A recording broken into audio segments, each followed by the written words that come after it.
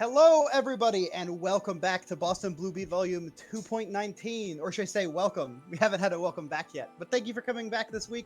I am very, very excited to be here with my wonderful co-host and first-time commentator at Boston Blue Beat, Nachos. Hello, everyone. This is Nachos. You might know me from last week's tournament where I played 9 in Ragna. When I'm here, too, right? You won. Yes. I won, but 9 was in a baby carriage on Susan's chest. So Ice Cool did a lot of the work there, but I'll still take it. I won. I was me. Yeah, we take those. We take those for sure. Absolutely. But now that you're not here to dominate the bracket, it's a big mystery who's going to win, right? Yeah, you're absolutely right. First up, we have a pretty exciting game. We have Chaotic Games. I don't think Chaotic has ever played in Boston Blue Beat. I know he's entered once, and I think we had to DQ him or something. I might be misremembering, but I'm very excited to watch him play. On the other side, we have Poppolio, another wonderful player that I like, who played. Honestly, I'm not gonna guess what character he's playing this week. He has a Naoto and Izanami. I've seen him play Izanami. I don't know. I'm not gonna make any calls. Right. So, but Chaotic Games is an Azrael player. I believe. So we're going to see Azrael versus a roulette wheel. Yeah. Of the 3 characters that I named that I've seen Poppolio play, they all do pretty good against Azrael overall. Yeah, I actually haven't heard too much about Naoto versus Azrael. It's an even. It's an even that neither player likes, in my experience. I have played a decent amount of that matchup. The Naoto players don't like it. The Azrael players don't like it. If someone gets hit, everyone dies. Those are both those characters. I will say, in general, Naoto's got. Are we gonna see an Azrael mirror? I wouldn't be too surprised if Poppolio had an Azrael. All right, Azrael mirror maybe? No, he's not bluffing. going for it. Okay, Naoto. So generally, how this matchup plays up is that Naoto obviously has better mobility than Azrael and has some pretty good pokes, but he doesn't quite have the neutral dominance that some other characters can. So while it's tricky for Azrael, it's not really hard by any means. And then, once someone gets in, both of these characters have a wide variety of defensive options, and it gets really volatile really fast. Right, but both of these characters are also characters who want to get in. So once somebody does get in, that's when things start getting a little more explosive. Yeah, there's a middle range where Naoto has some advantage. I think at long range, Azrael 5C kind of gives him the edge. And also, obviously, he has a wide variety of anti-airs. So we're just seeing Poppolio go in right away. Goes for the 3C and gets the double swap route, puts him in the corner. That's good, 3.6 right away at round start. That's pretty nice. Rolls out. Good backdash out of pressure. Gets a pickup off of that. Wow. Whoa, the 3C anti-air. Okay, gets the hit, puts him in the corner. Yep. Oh, I think try to go for the reset there. Chaotic Game's not falling for it, DPing out.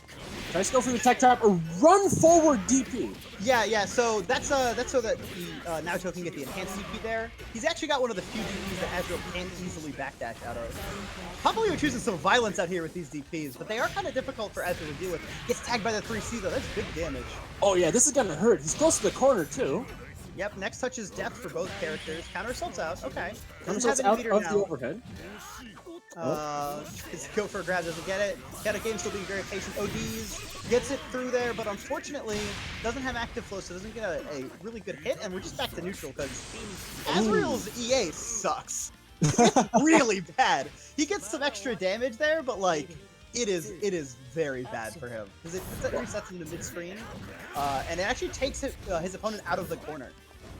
Well, I think there's a lot of EAs where even if you are in the corner, if you get the EA, it's not really a knockdown that gives you advantage. What is Poppolio doing there with Poppolio's wilding out? He's choosing violence today, man. He's going in. He's like, I know what to do here. Gets DP'd, though. Chaotic Games getting the reset. Probably bursting out so he doesn't get carried to the corner, and then getting his own turn started, but drops the combo, and Chaotic Games gets a good match. It's a good match. Gets him with the dive kick. Ooh, tags him with the 5C, didn't quite get the pickup. Oh, gets the backdash there. Oh, backdash is out of the sway. What's the follow-up to the sway? The sway follow-up. He backdashes the sway out. follow-up. Yeah.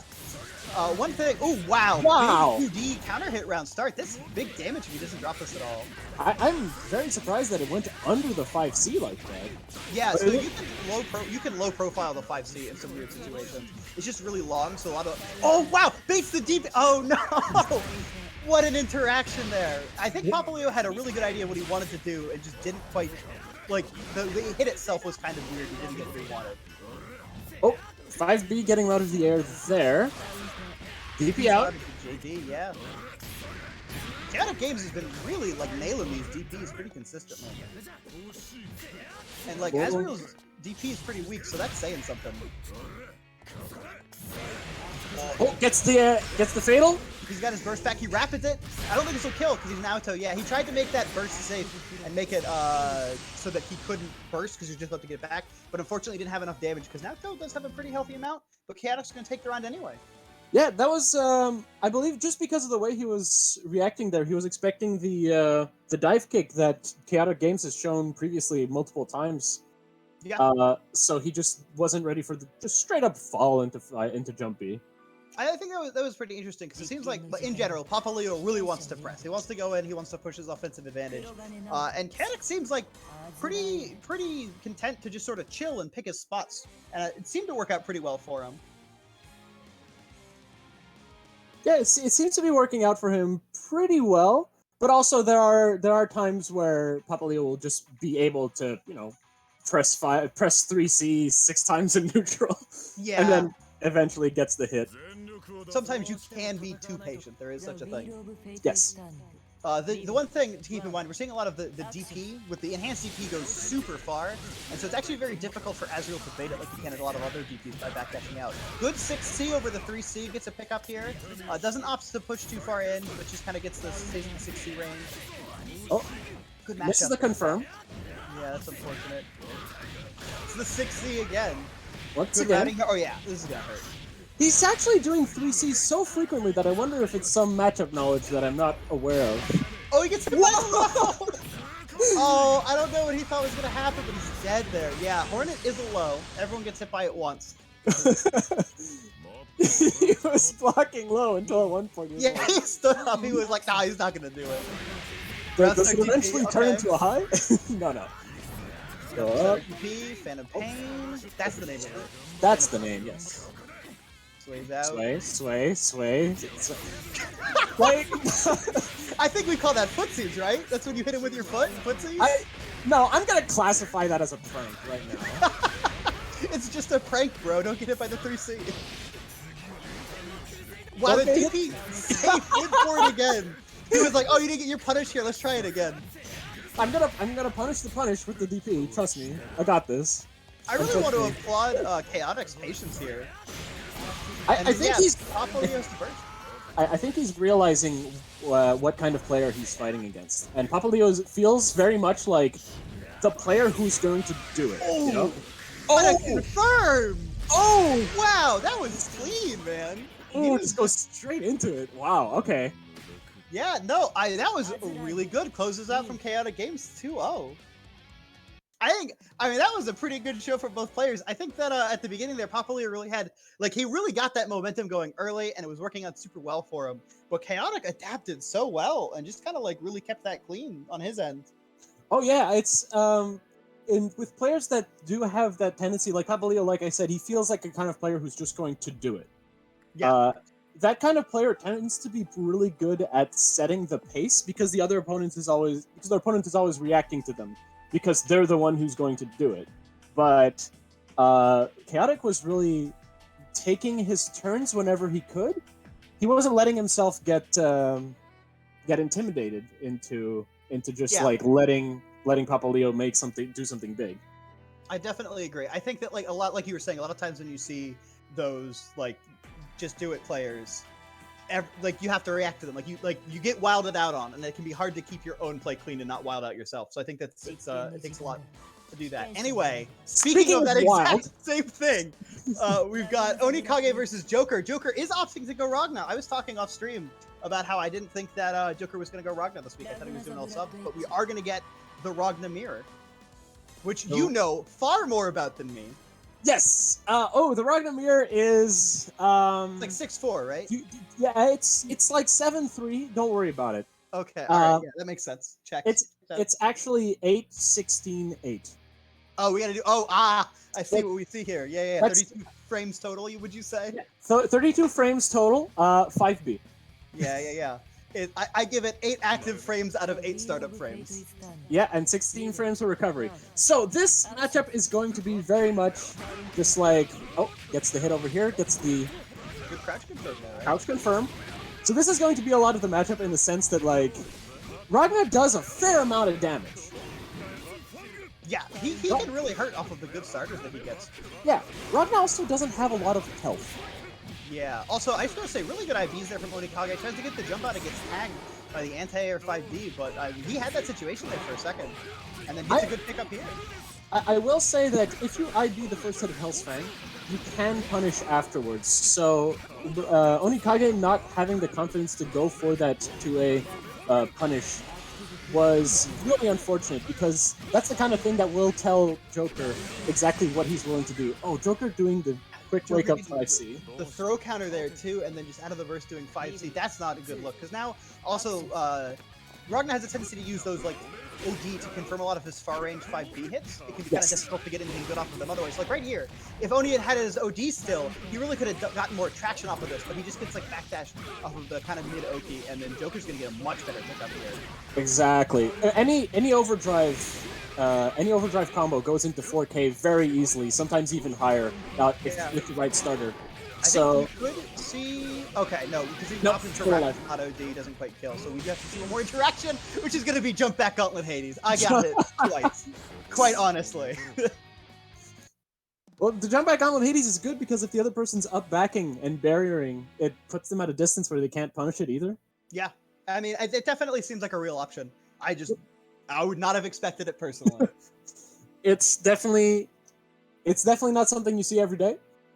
But it is one of his options. It's what we like to call a sometimes option. That's what I like to call those. Yeah. But yeah, I mean, very clean first round from Joker, honestly. I think Oni's going to have to do some pretty serious adapting to get back in this. Absolutely. The one thing I do want to see from Joker, because he did have that hit where he went into the rapid, where the overdrive would have killed, is I want to see him use his overdrive a bit, maybe. One thing that I know that Joker's really, really good at is active flow management. It's something that, like, you see him do a lot of the guard crush combos to try and build up that active flow faster, so he can get his OD more often. Round start Gauntlet Hades follow-up hits. Never mind what I was saying. That's gonna build a heck of a lot of active flow right there. Oni was not ready with that. Oh, goes for the 5B5C Hell's Fang. 5B5C Hell's Fang. The Hell's Fang does not give a very good knockdown mid-screen. Yeah, and then we're DPing back and forth right now. DP into DP, walk back. Did you see that? That was a whiff punish. Yeah, that's footstools right there. I think, and yeah, he's dead. Really good confirm with the guard crush too from Joker. That was clean. Very nice. Joker's in rare form today, I'd say. This is he seems to have such good control over the situation. Let's get the Joker copy pastas in chat if you can. Of the Joker Brazilian copy pastas. Good frame traps from Oni here, giving big damage in the corner. So this, next touch could very well kill if Oni decides to cash out on it. Oh, nice. Joker just goes tagged with a 2A. Ooh, I tried to 6B. I don't know if that was. I think that might have been an attempt to a microdash 5B. Sometimes you're gonna block, and he was wrong that time, but it's not unheard of. And then Gauntlet Hades. Yeah. From yes, I saw the barrier flash on Onikage's side, so I think he was he tried some kind of OS and it didn't work out for him. It was a good hit. Yes, crossing DP. Joker's gonna have to burst here. Ops not to, don't blame him. Yeah, Ops not to doesn't have that much of a health lead. Has overdrive, wants to keep it for next round. Oni definitely keeping himself in this though. Yes. Ooh, round start 5C gets jumped over. That 5C started fairly late too. I think you might have just missed the timing on a round start 5B, which is unfortunate. Goes for the Gauntlet Hades. Ooh, yep, gets it. Okay. Second Gauntlet Hades wants to make sure that he gets the corner with this. Yep. Okay. Onikage getting the momentum back. Yeah, Onikage, once we got his game plan started here, really picking it up. Drops the combo, but doesn't lose Oki for it. Joker one touch from death. This is a scary place to be. Oh, gets the jump down. Doesn't pick up off of the JC though. Gets this 5B. Doesn't opt to go through the OD. I'm kind of surprised. Wait, Joker here being very lucky. Ooh, not lucky enough. Nice. Onikage tying it up. Yeah. I do wonder if Joker had opted to use his OD for that confirm. It might have given him enough life to kind of stay in that a little bit longer because he did have enough meter to do Devoured by Darkness. That's the name of it, right? Yes, the second super that has tons of hits on it, and the more hits you have from D moves, which are his drives, the more you get the life out of it. Oh, is that how? I actually did not know that's how that works. I thought it was just it gave you a flat amount, but so it's in combos. The more drive buttons you use, the more life you get off of them, and it starts at a really low percentage because you do more damage, and then at a certain point you start getting more and more health because your hits start doing a little less damage. I believe is how it works, but it does ramp up in the combo itself. Yeah, that I think I knew. I thought you meant Devoured by Darkness had some kind of scaling based off of how many D moves you'd use in the combo before it. I was like, I'd never heard of that, but I think I just misunderstood. Yeah, well, it is a D move itself, so. Yep, it does get, and I think it heals like almost 1,000 life in OD. Sometimes more. Yeah, it does quite a bit. All right, yeah, so we're gonna see one more round here. Yep, here we go. Also, I just want to say I love this mirror. I really like watching it. It's a real joy. Some people complain about it, but this mirror, I think it's a joy if you're not one of the people playing it, because Ragnarok does consistently get fairly good damage in the corner. So and you're a character with low life, so it can be a fairly stressful matchup. Oh, letting him get the backdash there. Oh, we got the corner, so yeah, we're going to get some pretty good damage here. So this is what I was talking about earlier, where Joker opts to go for these guard brushes a lot, so he can try and build active flow faster, but there's not a lot of time left in this round. Oh, there's into EA. Yeah, you can't really get a punish there, depending on how active the Hellspang is. The blood, the dead spike. Dead spike, yep. Oh, nice punish on the anti-air. Unfortunately, drops the cross-up DP afterwards. Yeah, this time going into overdrive. Yeah, this is just death. 100% doing well. Yep. There we go. Devouring a little bit of darkness. And now darkness snack. little snack on the shadows. Yeah, top up between rounds. So now Oni has his overdrive back, which he uses overdrive, uses EA, and already got it back before the second round even started. Yeah, that's where like one of the big things for active flow is giving you like that second OD so fast is one of the reasons that using your burst kind of sucks because you can lock yourself out. Well, you can get one burst per set, but you'll always get 2 ODs. Basically. Yeah, Joker opting to bait the DP, double bait the DP, and then forcing the burst out of Onikage. Yep. So Oni very unlikely to get that burst back this game, which can be very scary because if he doesn't make it to the next round, he's not getting that resource back. Exactly. Right now he's doing pretty well. Goes for the overhead once again. Yep. Walk. Get him up. Not and now yet, though. Joker's got one more interaction and OD on deck. DP's out. Okay, yeah, I mean with 50 meter in the burst, yep, and then gets the blue B. Oh, okay, opts to burst. Oh, opts to burst. Interesting. I wonder if that's just one of those like I'm tight moments. I think it might have been. Okay, counter assault out. Joker with not a lot of resources on deck. Onikage just putting a good 6A in the right place. Very well done. Move on to the last round. I believe that's another thing too, is Onikage only has 4 in his overdrive right now because does not confirm the counter. But because when you burst, you can't get active flow in that round. Was that DDP? Why did DDP there? He believed. Yeah, I mean, it worked. I don't think CDP would have hit there, so honestly, I'm going to call that big brain. Only blocking out, try to... nice confirm. Off of that 5C air counter hit. Really well done. Yeah, wow, that hurt. We were putting 5D to control space, just get Gauntlet Hades out, no confirm because of spacing. Blocks the Gauntlet Hades, doesn't block the second one. What a legend. Onikage chooses some violence, wants to cash in right now. I do not think he'll get 50 meters for the end of this combo. I don't think so, but he will toss Joker into the corner. So remember when we were talking earlier about EAs that aren't very good? Yeah. Ragnar's will actually be worse in the corner because it'll knock them down to the ground faster. As we saw there, though, I mean, Joker just quick rising, hitting 5B, and then killing Onikage for that EA ender. Yeah, it's a fairly minus EA to hit, which is really unfortunate. That was a real slobber knocker there at the end. That was a pretty good set though. It's just a matter at the end. The EA itself is such a terrible knockdown. It was very unfortunate. That was a joy to watch, but like you said, I probably wouldn't have wanted to have been either of the people playing it in the moment. That's it. You're a character who off of Gauntlet Hades, you lose 40% of your health. And Ragnar has a ton of chip damage too. Every single one of his D moves has a fair amount of chip damage. It's a matchup where you lose all of your life so quickly. Yeah, definitely. But next up, speaking of matchups where you lose your life very quickly, we've got Izanami versus Jin, it looks like, or I guess it could be Mai, because we've got Koji versus Daze. So Daze has never entered a BBB before. He's one of the last of the Jin players, to my understanding. So I'm very excited to see him on here. Koji, BBB staple. We have him here every week. Love watching him. Izanami and Mai. He always plays Izanami against me, so I forgot about the Mai for a sec. But wait, okay, I see Daze on Ragnar. That can't be. Right? That makes sense. Daze will play. Okay. Daze. Yeah. This makes a lot of sense to me. I know Jin and Izanami can be a little bit nastier than a lot of other Izanami matchups, and then Mai probably has a much easier time dealing with some of Jin's tools. Yes. This is still going to be pretty rough because either way, these are both excellent characters that have a good way of playing around the game. Mai having some incredible buttons that lead to incredible damage, and Jin just being the Swiss Army knife with a gun. Yeah. Jin, both very strong characters, and then I mean we just don't see Jin players anymore. We have a lot of people who have Jin subs, but I think I can't think of another Jin main that still plays. So I'm very excited to see what he does. Just play in some footsies, get the 3C punish. So take the knockdown there. Can I just say I really liked his round start. The walk back, yes. He just very slightly walked back. Yeah, I really like his pressure too. He's just kind of Koji's whole barrier gauge is almost gone. Oh wow, that was such a. I wonder, did he know that? Because that was a really good situational awareness from Daze there. I think it might have been just because of May's backflip.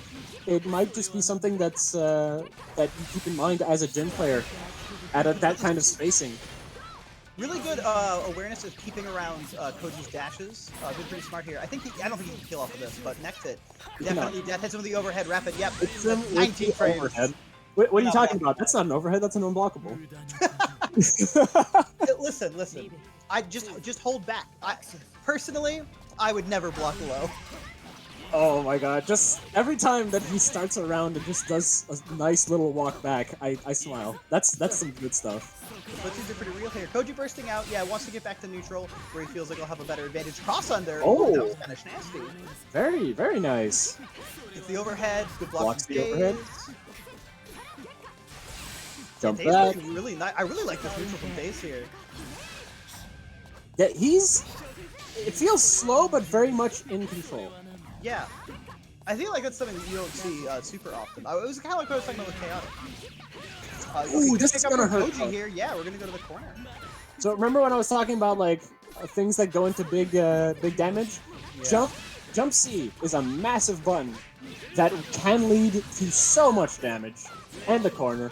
Oh, goes for the rapid. Baits for the DP, gets out. Oh, tries to punish the spear again, but just doesn't quite do it fast enough. Burst looking into the corner. That's kind of a big deal too because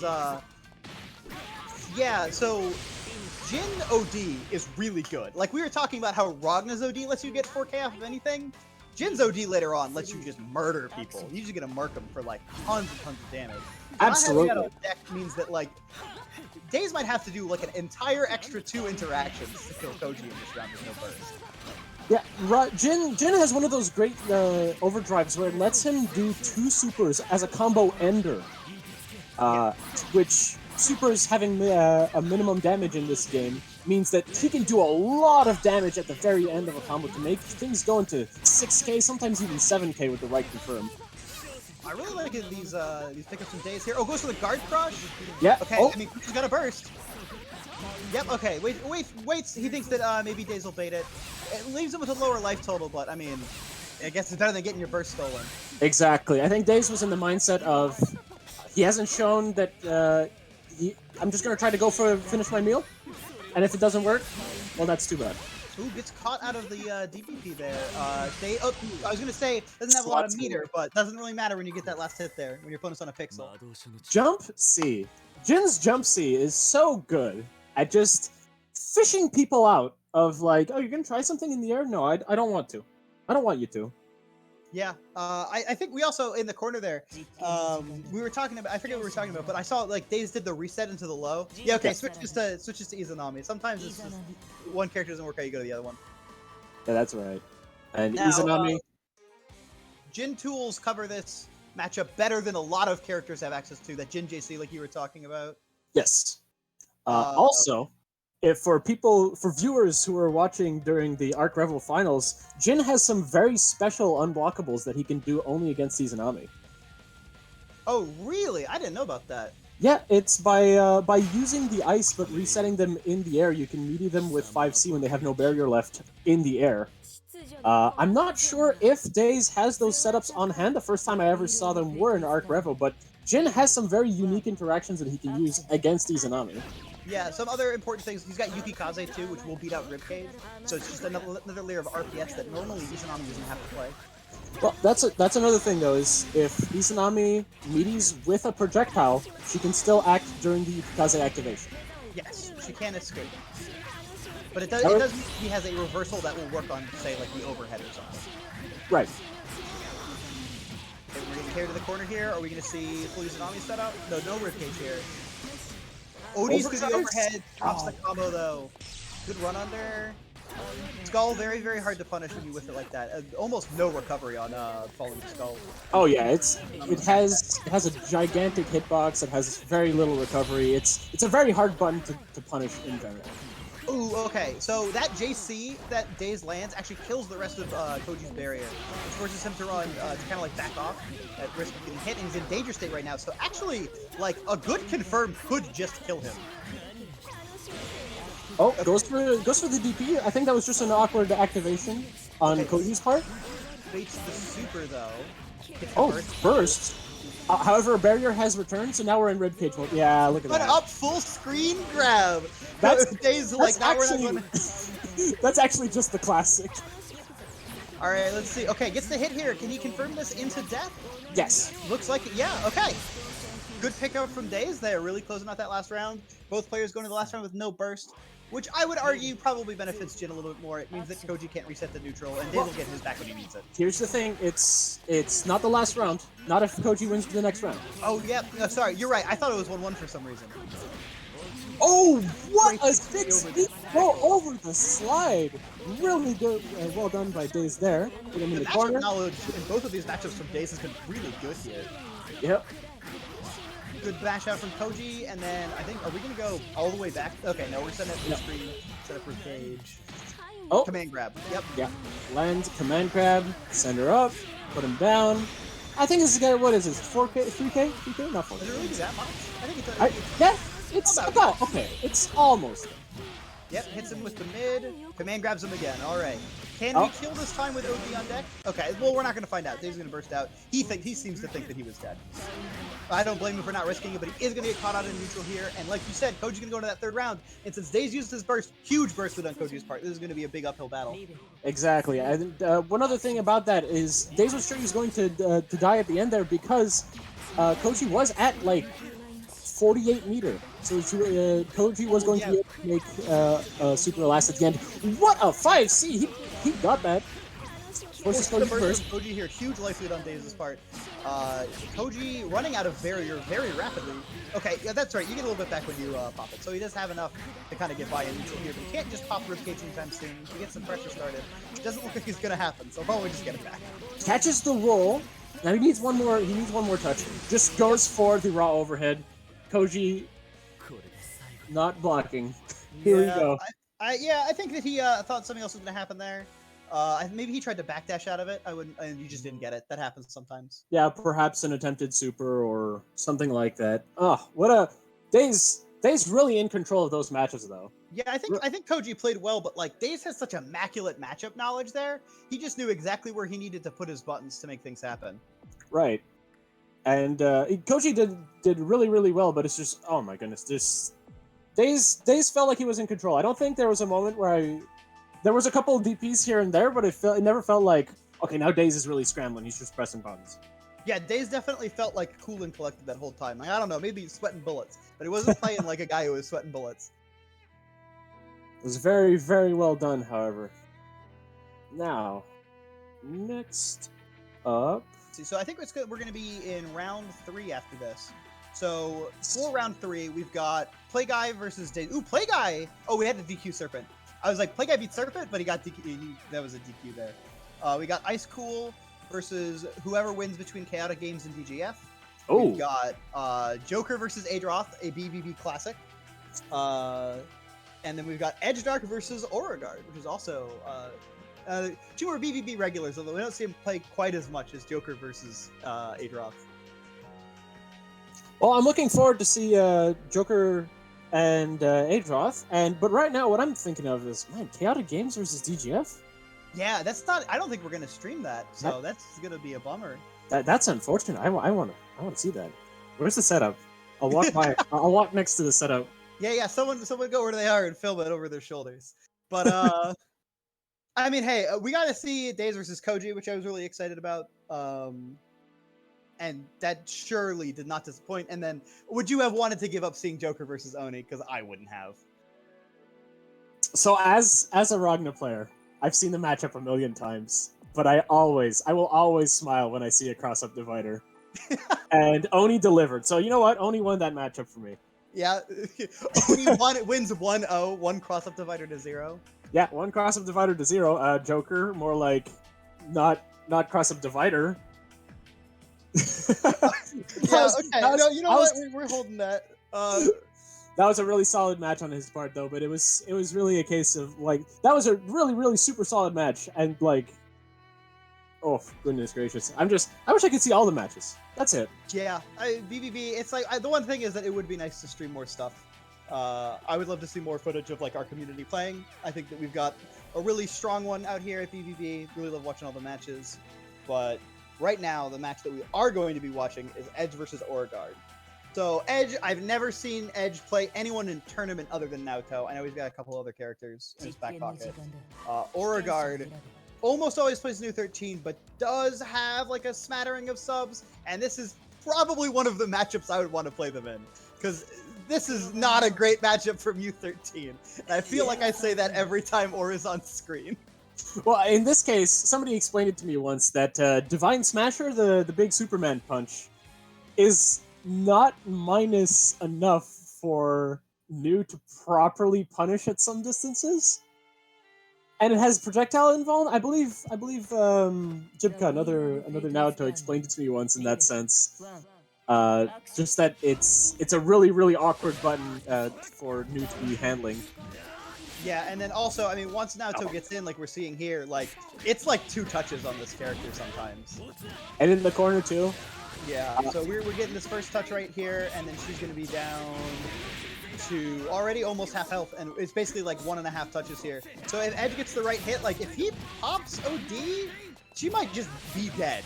I think she might just be dead anyway. No, she's not. Yeah. It's close. But I think if you pop OD, there's maybe a way. I'm sure Edge knows what he's doing now. Deep, and then just like you see right there, Edge gets in, and then you just run over this character. Sometimes it can be really unfortunate. It really is. I think it's just a matter of as soon as you get in with Naoto against New, you have to go so far uphill just to be able to get yourself back on the playing field.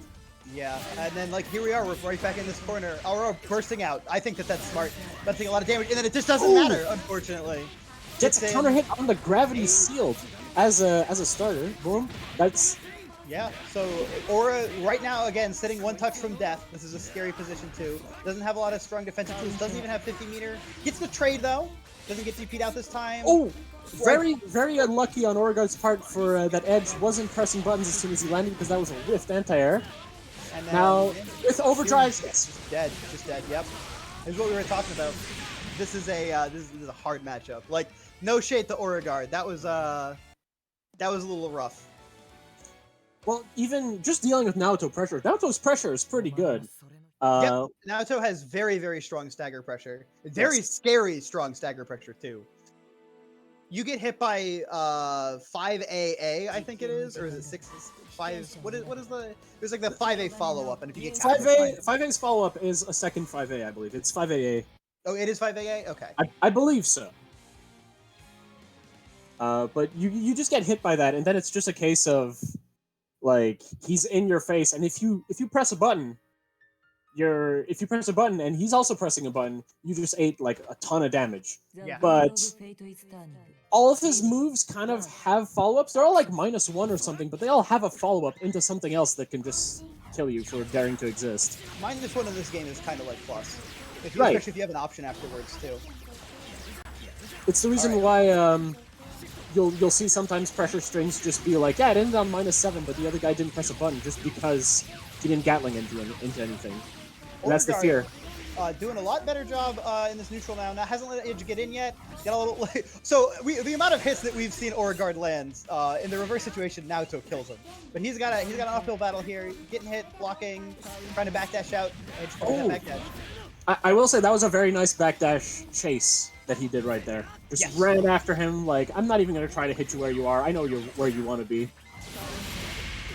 Oh, nice hit. That's the grab. Boom, boom, boom, boom. And send him down. Doesn't really get to set anything up because Naoto now has 50 meter. Oh, overdrives through the last Rekka, but the last Rekka does not really have enough recovery. Yeah, that's unfortunate. Boom. Drops the Rekka there. Unfortunate. Swaps there. I wonder what. I think Or tried the 6A, and entering the 6 for the 6A moved him out of the corner, so Edge crossed up. In fact, I think the 6A got counter hit at the very end there, which is incredibly unfortunate. Unfortunate, but it looks like Edge. Oh, yep, just Divine Smasher. Yep. Like we were saying, yep, that's what we were talking about earlier, and then catches the roll after the DP. Yeah, Divine Smasher, almost no recovery on whiff. Gets just right into DP. He had the meter too, so it's like if he blocks the DP, it's not even a good situation for him. Exactly. It's just very, very unfortunate.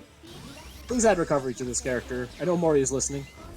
yeah, Mori definitely watches this stream, 100%. 100%. So here we go. Throw out the sword there. Now he's just trying to keep his space. Yep, okay, Edge getting in, backing off into the corner. Ooh, gets the 60 on the wrong side. I think he wanted maybe 4D, and he just got side swapped there.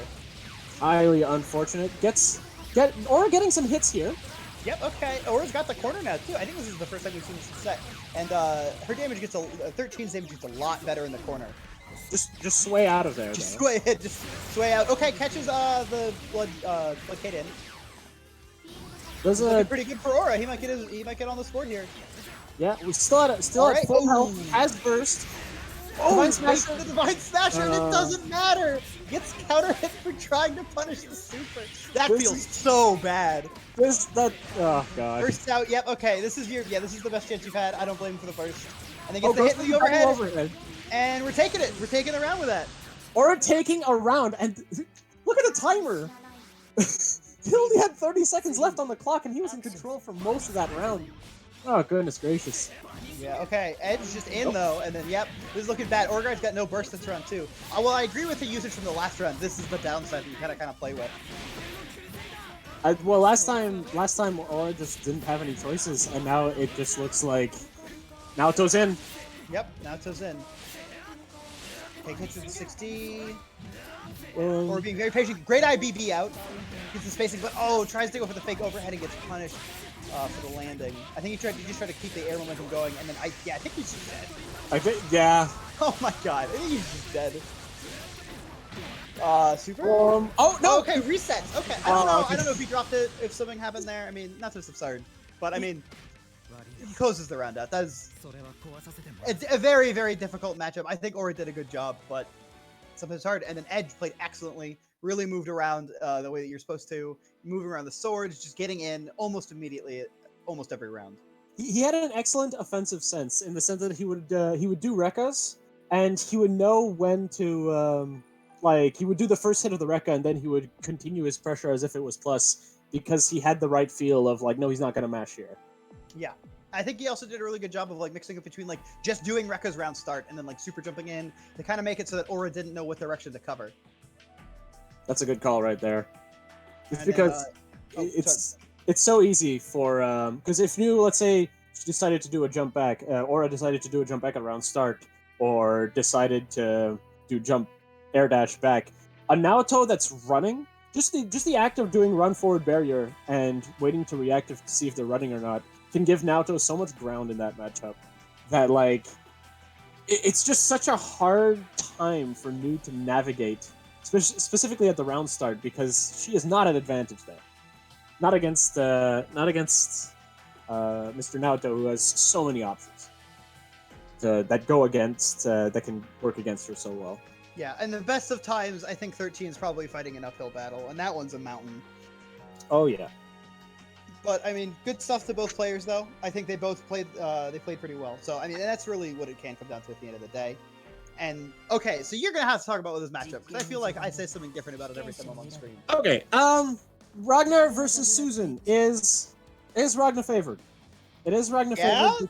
Yeah, it is. It is Okay. absolutely. Despite all the optimizations made, it is Ragnar favored because Ragnar has quite simply a better time in neutral. You are talking about the optimizations made, and I know that Adroth is the leading scientist in discovering new ways to two-touch Ragnar.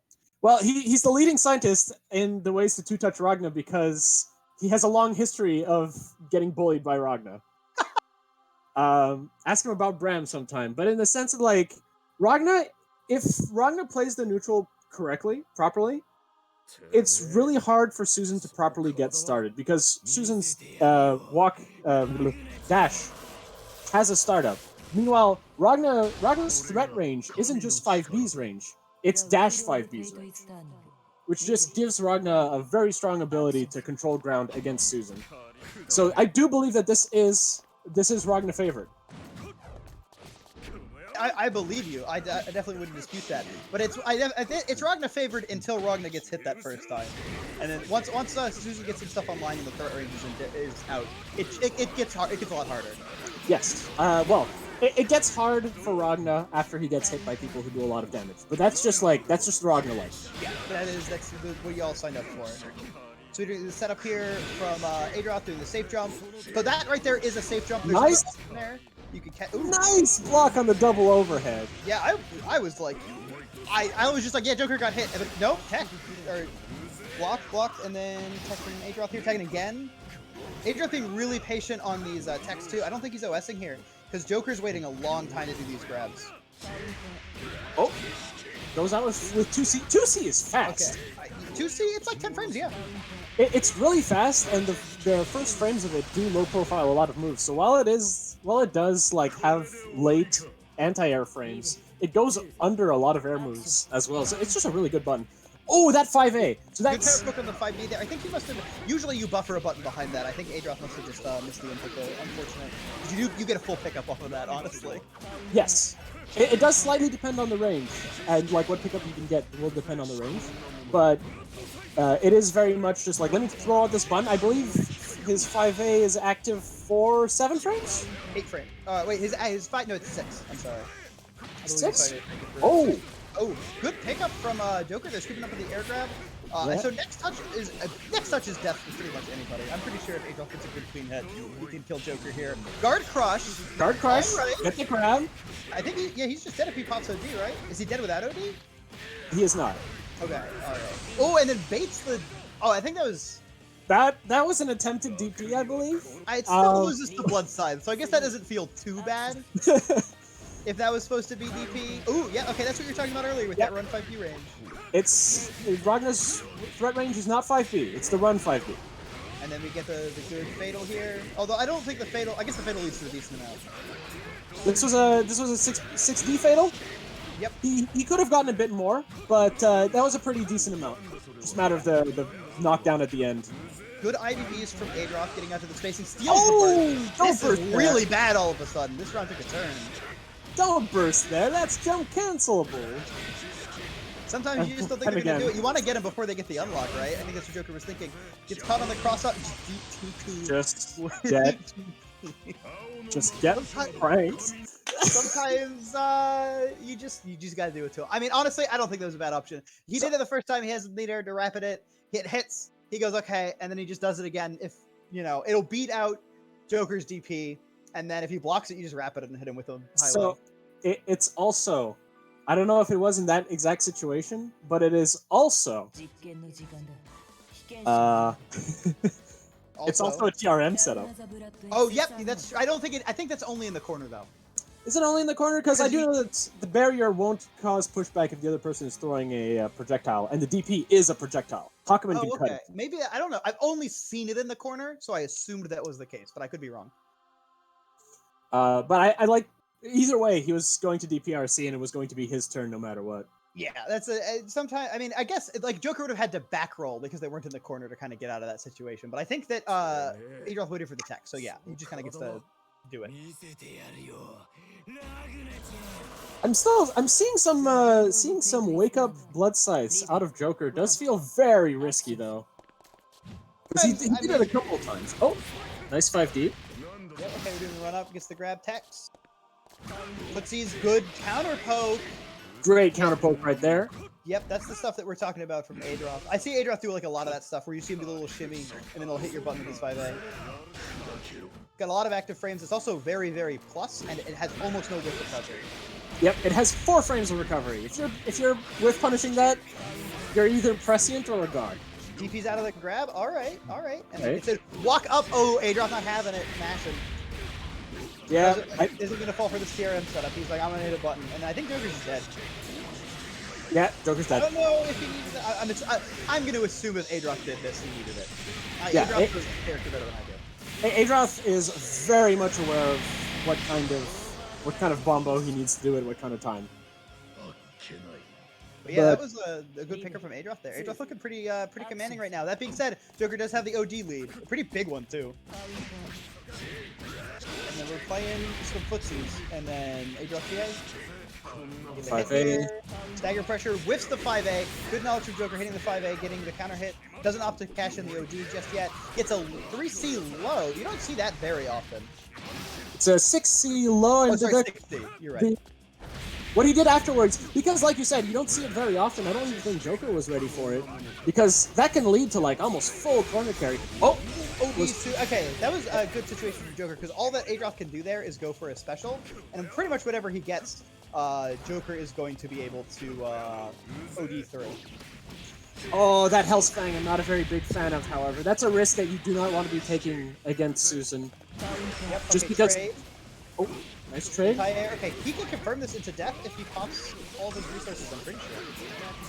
I believe so, let's see. And then we're gonna not by doing this. That's really unfortunate, but... Oh, okay, just pops the EA. Is he dead? Yeah, he's dead. Oh, no, Ragna Health! Ragna Health, yeah. That's so unfortunate. Oh, that hurt. I'm sorry, Joker. That hurt to watch. That was... Very good stuff to Adroth. I think Adroth... I love watching Adroth do the little 5A shimmy stuff. Oh, I was yeah, telling Adroth this, but like, Adroth posts like a lot of his lab work, and you'll see him post these bizarre situations, and then the next week in the bracket, you'll see it happen, and he's like ready. And you're like, damn, I guess that paid off. Well, that's the thing with Adroth too, is all those 5A pokes, all that the stuff right there is he practices that too. Yeah. He has a very good. He's put a lot of work into it. Like I said, because he's fought a lot of Ragnas. So he doesn't want to get pranked by this character anymore. Yeah. And then we've got another Susanoo. We got Ice Cool versus Chaotic Games. That means Chaotic Games beat DGF. Yep, 2-1. Wowzers. That was probably quite the set, honestly. But this is also going to be quite the set. I've never seen these two players fight. I've seen Ice Cool play a lot. Oh, I will say, I have loved watching Ice Cool over this tournament series from like the beginning of BBB to now. I feel like we have seen him become such a dominant competitor in the last couple of months. It has been such a treat to watch. So I'm willing to see if Chaotic Games, someone who I know used to compete quite a lot but hasn't recently, how he stands up to that. Oh yeah, Ice Cool really showing off. So we have Adroth and we have Ice Cool as our big Susan players who always make the top 8. Yep. And Adroth is very, clinical. He's very like, okay, well now because I've grinded this combo until the very end of time, it's going to do exactly 5,267 health, and you have 66 health.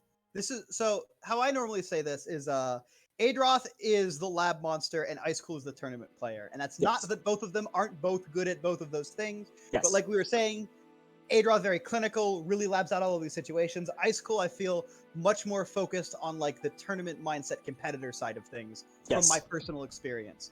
And so I think you get to see a lot of that in their play. Where like Adroth will do a really fucked up setup to you, but Ice Cool will pick out a specific setup that he knows you won't block.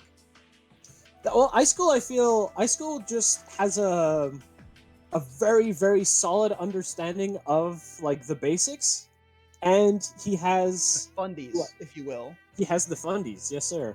But he also has like, okay, so here's my list of messed up stuff, and it's a shorter list than Adroth's, but it's still messed up. Yeah, and sometimes you only need so many messed up things.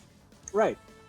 So he's just gonna be very like, he's different than Adroth. We'll see the interesting dynamic that he plays. But this matchup, though, I am not familiar. Okay, I have played this matchup a lot. It's like even to like maybe very slightly Susan favored, but it feels like ass. It's one of those matchups where you're like, it feels bad, but it's not as bad as it feels.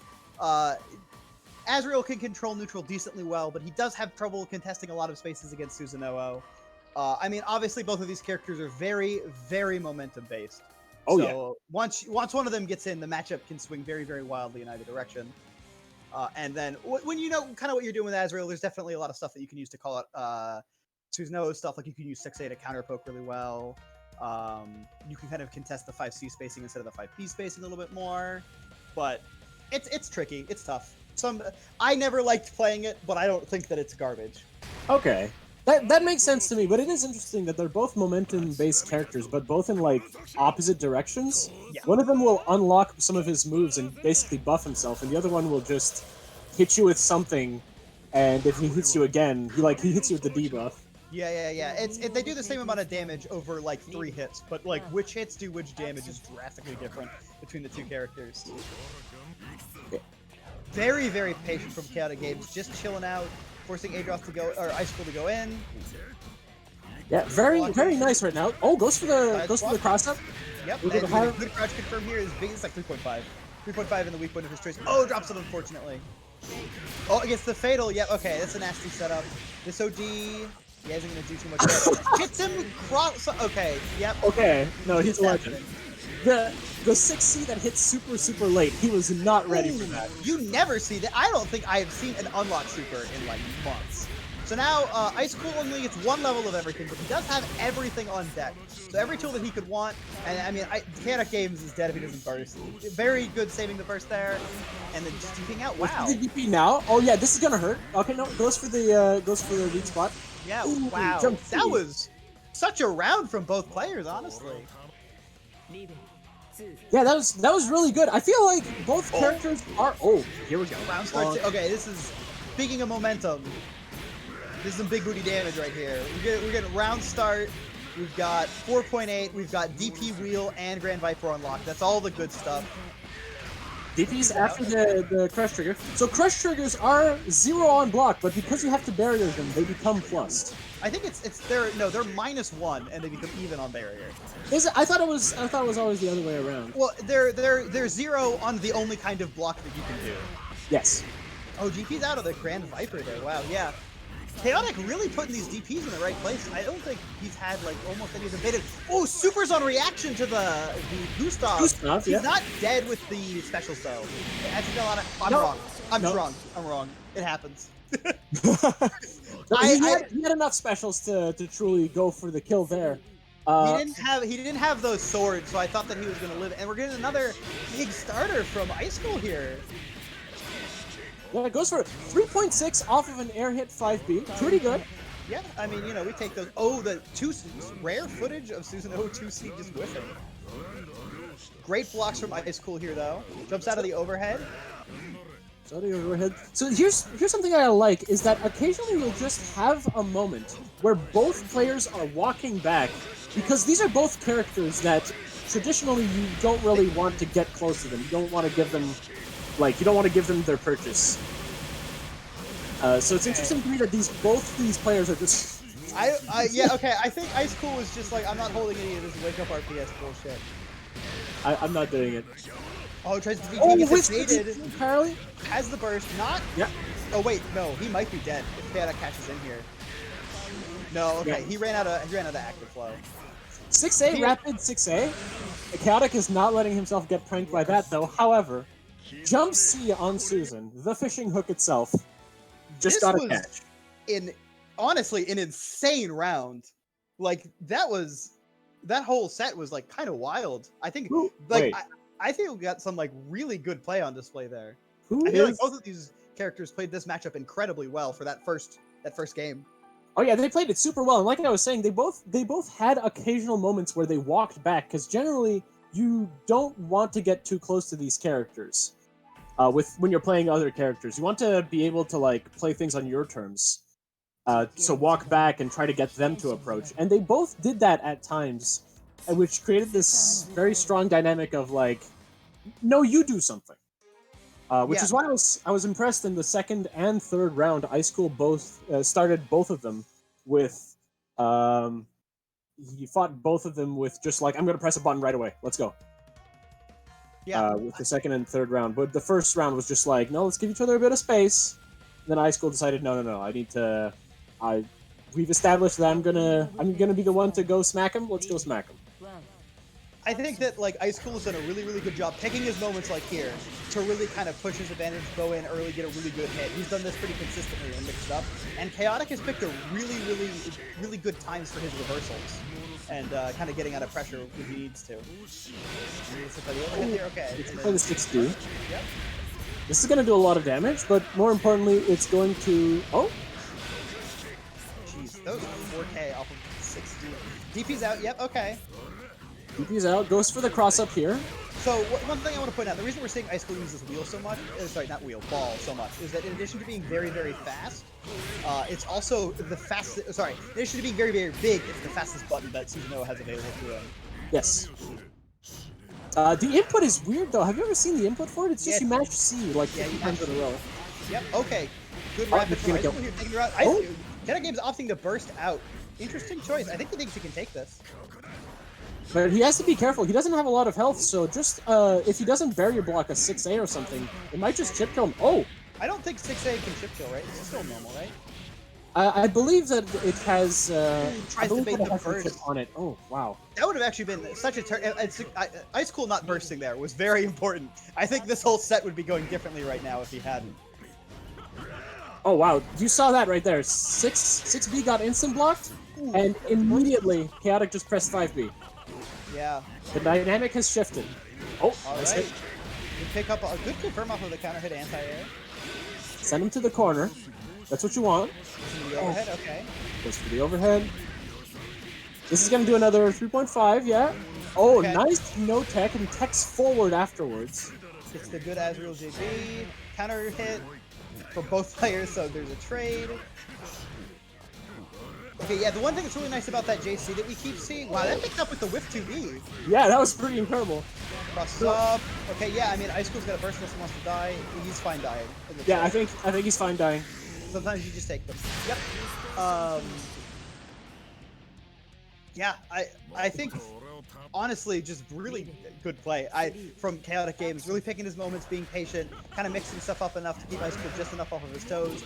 Ice Cool though, with these amazing confirms off of these stray hits, really getting some momentum going here. Yeah. Oh, nice backdash from Chaotic Games there. Also, no burst. Oh, we've seen more burst baits than bursts. Yeah, well, that's the thing too. Is Chaotic Games has had some pretty like different bursts. So it is interesting that Ice Cool is going for these burst baits. Reversal Sword Super, no kill there because no meter to rapid it, unfortunately. But I mean, this is gonna kill unless oh, that's unfortunate. He popped the OD before he realized that he had dropped the combo to try and lock Chaotic out. Oh, nice! Overhead. Nice block on the overhead. Oh, bait the counter assault and then gets the DP right away. That's one of the really rough things for Azrael specifically, is he can bait a lot of these reversal options from other characters, but sometimes he just cannot punish them because he doesn't have the run to micro dash. So like at that spacing, there's no button that he can hit that'll actually get him a punish. So he had to dash in to try and reassert his pressure, and then Susanoo just got to DP him. No, that was also when he blocked the wheel earlier. He in that round, he blocked it, but he wasn't close enough to get 5A or 5B to try to start his own pressure. So he just had to like jump forward and just try to gain his space in a different way. Yeah, I mean, I think I keep saying it. I thought that was a great set. I really liked watching that. I think Chaotic did a really good job, even though he ended up losing. And I mean, Ice Cool clean as always. So I was happy with that. I think both players should be proud. Oh yeah, that was. And Chaotic Games. This is still winners. So Chaotic Games is still in this tournament. If he wins his next game and losers against Toledo, we will be seeing him in top 8. Yep. And that means we're going to get Play Guy versus Days. We got Ragnar versus DM. Oh, Play Guy plays Ragnar? Mm-hmm. All right. Play Guy's kind of come out of nowhere. I'd never heard of him before at tournaments. I played him a couple times. He's very solid. I think he's a newer player to the game. I could be mistaken. I don't know him personally. Okay. But, every time I played him, I've been like, this isn't your everyday net play Ragnar. This guy's built a little bit different. He's constructed a little bit better. He's constructed in an alternative manner. Yeah. We didn't follow the Lego instructions exactly. We left out a little bit of the Gauntlet Hades. We put in a little bit more footsies. Oh, there you go. Somewhat decent. There you go. Yeah, I don't think we've seen Play Guy in a stream in a while. So I hope that I say this and that he doesn't just immediately like super hard nut out. If he does Gauntlet Hades at round start, I will yell. I mean, Joker did it, so maybe he just saw Joker and was like, you know what, that looks kind of nice. Well, Joker did it, but it's different when Joker does it. It's unknown OD Ragnar just pops in and does start Gauntlet Hades. I get hyped. It's that simple. Here's what we're talking. Okay, yeah. So look at this. We're playing neutral. We're doing some stuff right now. Look at that. That's what I'm talking about from Big Guy here. That's such a good confirmed too. That's really tight to do off of a non-counter hit. Yeah, and then we're getting the pressure started. We're doing dead spike. We're whiffing some buttons. Yeah, this is how Ragnar plays. Backs off. Let's see. Well, let's Days take his turn. Boom. Take your time. Good of him not to come forward. Wow, look at that counter poke. But this is the confirm. That was so tragic. It was really tragic, but it was also really lucky that Days didn't quick tech as fast as he could, because that could have been a punish for him. Yeah, that was a real I'm a genius, oh no type moment. Bursts out here. Okay. I believe that was an attempted DP. He did press 5C. I believe it. You know these things after you play the character. Like, oh, that was this. That was this. Well, there you go. You like these. There you go. He gave it to you. All right. Unknown OD Ragnar Play Guy. Let's go. Unknown OD Ragnar. He's going in. Okay, gets smashed out. All right. He's not waking up with much meter here. Yeah, dash into the overhead, and he's fucking dead. I believe this will kill as well. Oh no, it dropped. Unfortunate. There's the 3C. Take your time. Also, just a heads up for everybody, this is our last game before top 8, so we are going to be taking a short break after this. Yes. And what a great matchup. This is actually... DP's out with 11 seconds on the clock on round 1. Very well done. I feel like I hyped Play Guy appropriately. Play Guy is making me smile right now, and that's the highest compliment I can give. Ooh, reset into the grab. Oh, tries to cross under but doesn't get it. Or I guess it's probably supposed to be a pickup and he crossed under by mistake. Yeah, probably. Days himself is no stranger to this matchup, but Ragnar does have a weird hitbox sometimes. So it might just be that he ran a little too far forward. That's true. Yep. Oh, catches the JC on the way down. All right. With the divider. Yep. It's by the DP. Oh, we get to pick up. That's right. He gets to confirm off of those too. I know the feeling. Hashtag meterless pickup off of DP gang. That was Ragnar back in the day in the corner. Now he has to do some weird stuff for it. Oh, gets the hit. All right. This is gonna do a fair amount of damage. Okay. Yeah. Play Guy is definitely still in this right now. He's got a full stick of butter. He's through. He's gonna kill. Is he dead? No. Is he fucking dead right now? Let's go. Come on. He's dead if he gets the right confirm. No, he's gonna do it. Just don't mess up. Oh no! No! Oh, Play Guy! No! Don't do this. Okay, but come on, Play Guy kind of schnice. Play Guy kind of schnice. Play Guy kind of smooth. Play Guy kind of just. Days is absolutely no slouch though. You give him an inch, he's taking it. It's really unfortunate on that 3C into Gauntlet Hades, which makes me wonder, just what he was attempting I to do. think he lost the side swap. I think like when he did the cross under happen, I think he had buffered something in the opposite direction. I don't think so because there's nothing in that direction with the B button. Oh, okay, yeah. I don't know.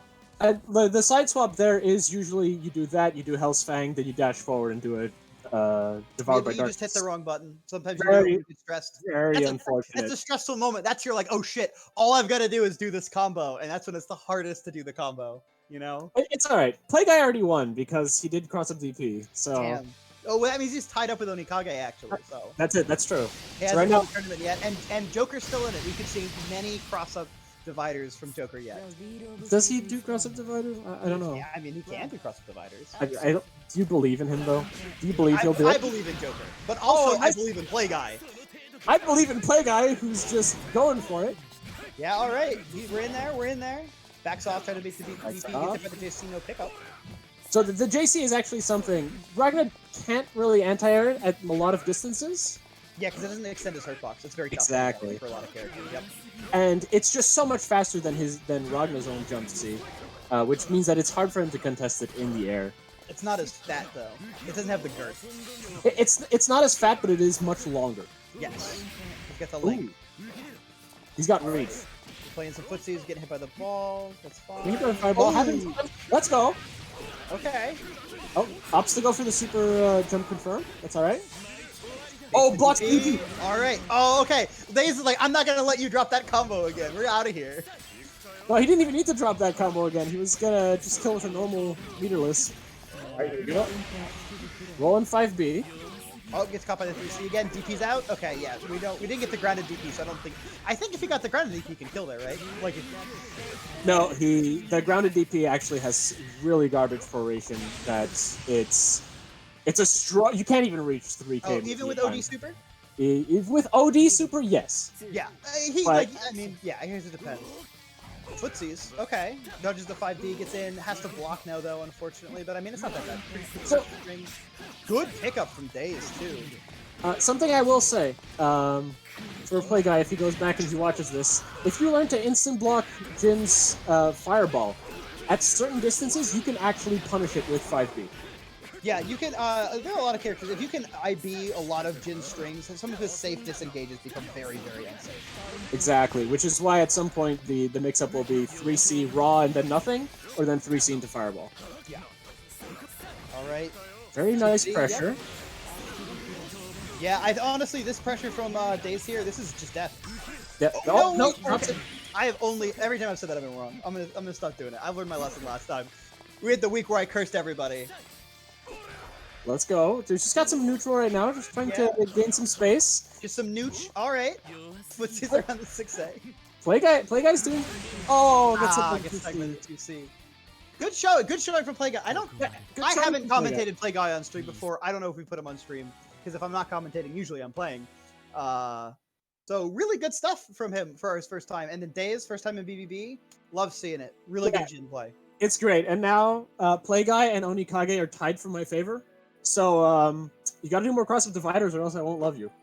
Yeah, but Play Guy actually played so well. He played so carefully, which is like I feel like he plays differently to Onikage and Joker. Where Onikage and Joker are more on the aggressive side of things, where Play Guy was just he was taking his time for a lot of the stuff there. So we are about to take a break because we just finished up. After this, we've got top 8. But there's a couple of things that we want to talk about before we move to that. The first one, there is a Matcherino for this tournament. If you enter !Matcherino in the chat, it'll pop up. You can use the code BluebeatBB12 to add 50 cents to the pot for free. Please do that. It just gives money to these players. We'd love to give them more for entering here. Also, ongoing right now and this weekend, Combo Breaker is running Look Alive. We are a part of that, and we have a time slot tomorrow at 6:05 p.m. Eastern Standard Time. So check that out. We're right after like a Korea Gaming segment. I'm actually really excited to see what that is. I don't know what's going on with the Korea Gaming one. For other Blaze Blue events, there is Mid-Level Masters, a BBCF tournament series designed for beginning to mid-level players on PC. They've resumed activity. You can check them out either on their Discord or, if you just Google Blaze Blue mid-level masters. They'll come up, and you can also find them on Twitch as well. Then we have our collaborators. Oh, actually, wait, sorry, we have another CF tournament. The Amala Network PC tourney is Sunday at 7 p.m. EDT, 4 p.m. Western time. So that's worth signing up for. Hito Shiro runs that. Lovely person. Please sign up for their bracket. And then we have our collaborators who are Casa, who run a Plus R tournament, a Street Fighter V tournament, and a Street Fighter 4 tournament. Will actually be happening shortly after today. We'll be handing you them over to them at the end of our own bracket. We also are collaborating with Iron Fist Fridays by Trace Complete. Unfortunately, this is actually their last weekly before our event that the three of us are running together, which is Neo Reloaded, which is a huge event that we're all doing. We're running all of the games that you know. We got CF, we got Plus R, we got Strive, we got Street Fighter 4, we got Street Fighter 5, and we got Tekken. That's going to be great. Don't miss it. You can enter !Neo in the chat, and it'll pop up with the bracket for that if you want to sign up. You can do that right now. And with that, we are going to go to break. So all of you have a good time. We'll be back in 5 to 10 minutes with Top 8.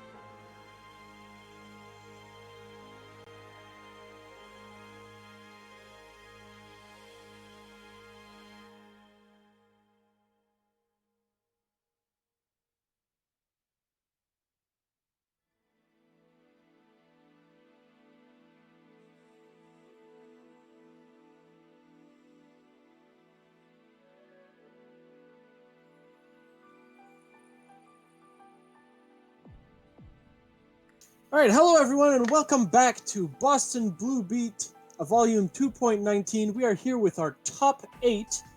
This is Nachos, and here with me is Thantis. Hello, everybody. This has already been just such an exciting bracket. I feel like we've seen such great matches so far. It's always a treat for me to get to commentate this, and we've got a handful more. We've got one matchup that we see a Boston Blue Beat regular. First up, we've got Edgedark versus Adroth. But after that, we've got one I've never seen, which is Ice Cool versus Daze. I'm very excited to watch both of these. Edgedark versus Adroth. Always a pleasure, because it's just the two other Canadians, Nachos. Your fellow countrymen. What are you talking about? The whole bracket's Canadian. Yeah? You guys are in Canada, right? Like you're in New England, so this is London, Ontario, right? New England. We've been claimed for New York. We've been claimed for Canada. I'm claiming us for us. Everybody's New England now. All of you. And New York's New England. Canada's New England. California's New England. Tennessee, New England. Easy. You're right. I mean, I can't disprove you. I've never been to Tennessee, so I don't even know if it's a real place. It's true. It's true. Texas, though. Texas is Texas. Beta dude, we can't touch him. He's not one of ours, unfortunately. Wait, we don't want Texas.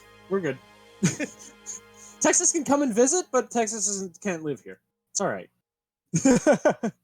All right. Says that he's played Daze at Frosty's in casuals before, so they have fought, but they haven't fought recently or here. But that's good to know that they have faced each other before. Yes. For right now, we are just waiting on Adroth. Yep. Adroth versus Edge is going to be Naoto versus Susanoo. So remember when we were talking about how Susanoo and Azrael is just like these two characters kind of explode? Yeah. Why is it everyone that's fighting a Susanoo today explodes? Like, I mean, Naoto's got a healthy boy. He eats his food. He's bulky, other than his hitbox. Yes, but I mean in the sense that Susan does explosive damage, Naoto does explosive damage, Azrael does explosive damage, Ragnar does consistently high damage. Yeah.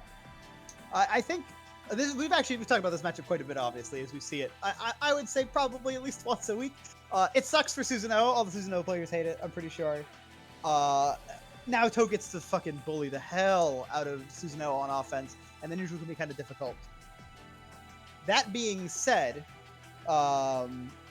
this is, I believe, Edge is kind of a personal demon for Adroth. I think Adroth has won this at least once, but it's not a high number of times. I think Edge normally walks away with that. So I'd be very excited to see any improvements Adroth has made. You were talking about how he got bullied by Ragnas, and he really labbed at all that stuff that he needed. I would not be surprised if he has some tech ready like that for Naoto now too, because we're talking about just the type of player that Adroth is. Secret hidden techniques to defeat the Blood Edges. Find out everything in this book. Published by Adroth. Ragna players hate him. He too touches Ragnas. Click here to find out how. That's Adroth's Twitter. That's what his Twitter's like. His Twitter is basically like, hey guys, I found a conversion to punish bullet charging at full screen with a 6A into rapid overdrive Grand Viper. Here's the hidden lore with that. He posted that after he played with Toledo, so it happened. He landed the hit and he went, I bet I could have killed here. And then he labbed it and he was like, bet. And I know he DM'd it to Toledo, and Toledo was like, fuck. That's the kind of player that Adroth is. He's gonna find some kind of weird interaction and find a way to capitalize off of it. And then he's gonna generate it too. That's the important step. A lot of people will lab the weird interactions, but Adroth will make them happen again. Like, he'll play in a way to generate the situation that he's now labbed, which I think is one of the things that sets him apart from some other lab monsters. Well, if you can take a strange situation and find a way to put it into your favor, it becomes a favorable situation. So he's doing the right thing from a player standpoint. Absolutely. Now, let's get into this. We have Edge getting hit with the 6B. Yeah, you definitely you burst that. That's too much momentum too early. Okay, this is what I was talking about. Look at that 2C to counter poke in neutral for the run up. This is looking good. Sword, DP, wheel, DP, a huge deal for Susan to lock in this matchup, because it means that if Edge gets his turn, it's a lot harder for him to keep it. But I mean, he's dead in one more touch. He got one guess. Oh, gets him with the mid. That's not a low. Oh, nice block. Very well done. I mean, Adroth taking this first round with the perfect. Maybe this is his day. Maybe he's ready. Maybe he's ready. Open. Maybe Adroth is he's pumped. He's ready to go. This time, because last time when they started the game, Oh, hits him with this. That was very good. That Last was time, oh, it's 6A, and that had to be like a fight, like a walk forward 5A. it had to be. There's no way he wanted that 6A there, so that's very unfortunate. In fact, I think it's in most cases that is punishable. So that was very much an accident right there. But to go back to the round start really quickly, at the very first round, both players walked back and gave each other space. But at the very beginning of this one, Adroth decided, no, I'm gonna go forward. I'm gonna go capitalize something offensive, and he got himself the Electro Ball right away. Yeah, okay, look at this too. Okay, so we got DP unlocked too. We've got Sand Kick. We've got Sand Kick level 2, which is probably worse, honestly. But he's got Sword, he's got Ball, so that also means that Super is going to do an insane amount of damage right now, because he's got all the good Super unlocks. First DP from Edge. This is DP from Edge, yes. Oh, gets the grab. Yep. Oh, Okay, that 2C looked like it almost failed. Wake up grab! Oh, Edge is dead. Edge is dead. Just super him. No, okay. He wants to show off. Come on. He wants to get it. He's like, look at this combo I lab. Look, it's gonna do 5.5. It's gonna do so much. No, dude, just 5. Never mind. I mean, 4.970 is fine. Yeah, that's pretty good off a throw for 50 meter in OD. It's not bad. I'm sure he could do better. No, he can't. Probably not. I mean, sometimes you just gotta keep it easy, right? I'm sure there's some frame perfect 5C whiff combo that Adroth could have done to squeeze a little bit of extra damage in. But is it worth it? He didn't even need 5K. He needed like 4K. I think in that case he was just going like, I've labbed the optimal, I have the overdrive, like the optimal for overdrive timing as well. I'm just gonna do that because he's already comfortable with it. He's not like, oh, I'm gonna shorten the combo, because that's like you're thinking more about it. Yep. So if you already have the muscle memory, you just go with the muscle memory and you're good. Yeah, I think that's a good point. All right, so let's see how this is gonna go. Because I mean, Adroth, pretty commanding lead. Those were both very Adroth favored matchups, or not matchups, matches. There's something really good that Adroth is doing, and he's unlocking the ball with his 5D. And usually 5D is very minus, even if you can cancel it into other things. But he's getting his ball, and he's doing 5C into the Electro Ball consistently now. Just in pressure at the very start of their game, because that's what gives him safe block strings. Yeah, I think that's really good, like, unlock awareness for Adroth, which is one of the things that definitely separates, like, the mid-level seasons from the high-level seasons. Oh, look at that sword there. Okay, just opts to go. I know you can do a 6A there, but I'm guessing he just wanted the Oki instead. It was 6A. Gets hit by the Bloodcade. Oh, yeah, this is going to take him all the way to the corner, and we're going to get to see some of that Naruto pressure. Unless Adroth DPs. Yeah, this is what I was talking about. So the DP definitely makes this matchup go a lot differently. It's like one of the most important unlocks for Adroth to get in this matchup, and he's dead. Like unless Edge drops. We reset the jump. Okay. And that kills him. Yeah. I think Edge realized that he had already messed up the timing, and so he stopped. Maybe I don't know exactly how that works, but Edge handled that situation pretty well. Sometimes you drop like that, you just lose the round. So. Yep. Being able to pick up after your drops is a really important skill for consistency, because a lot of people equate consistency with just not getting drops, but being able to pick up after your drops is just as important as being able to do your stuff all the time. You'll always drop. Top players drop all the time. It happens. Boom, boom. Okay, this is gonna take him all the way to the. Oh, never mind. Oh no, unfortunate. Okay, blocks. Ooh, gets hit by the Rekka. Actually, I don't know why I lost the word Rekka there for a second. Alright, so now he's gonna block. No DP unlocked. It does have, I mean, bursts. I think that was supposed to be. That was such a fast burst. That felt like an OG to me. Usually when you see those instant bursts, it's, you know, you OG'd before you got hit. It came out after, you know? Right, it's the classic, you know, I've practiced overdriving, I've practiced bursting the overhead after I get hit by it. You gotta practice the bursts after your overheads too. Oh, actually just opts to block there. I think he expected Edge to DP. Okay, now Edge kind of gets, that's the 100-meter hold this mix up. Oh, that could have been so dangerous, but he missed the micro dash before the Bloodcade. Can he?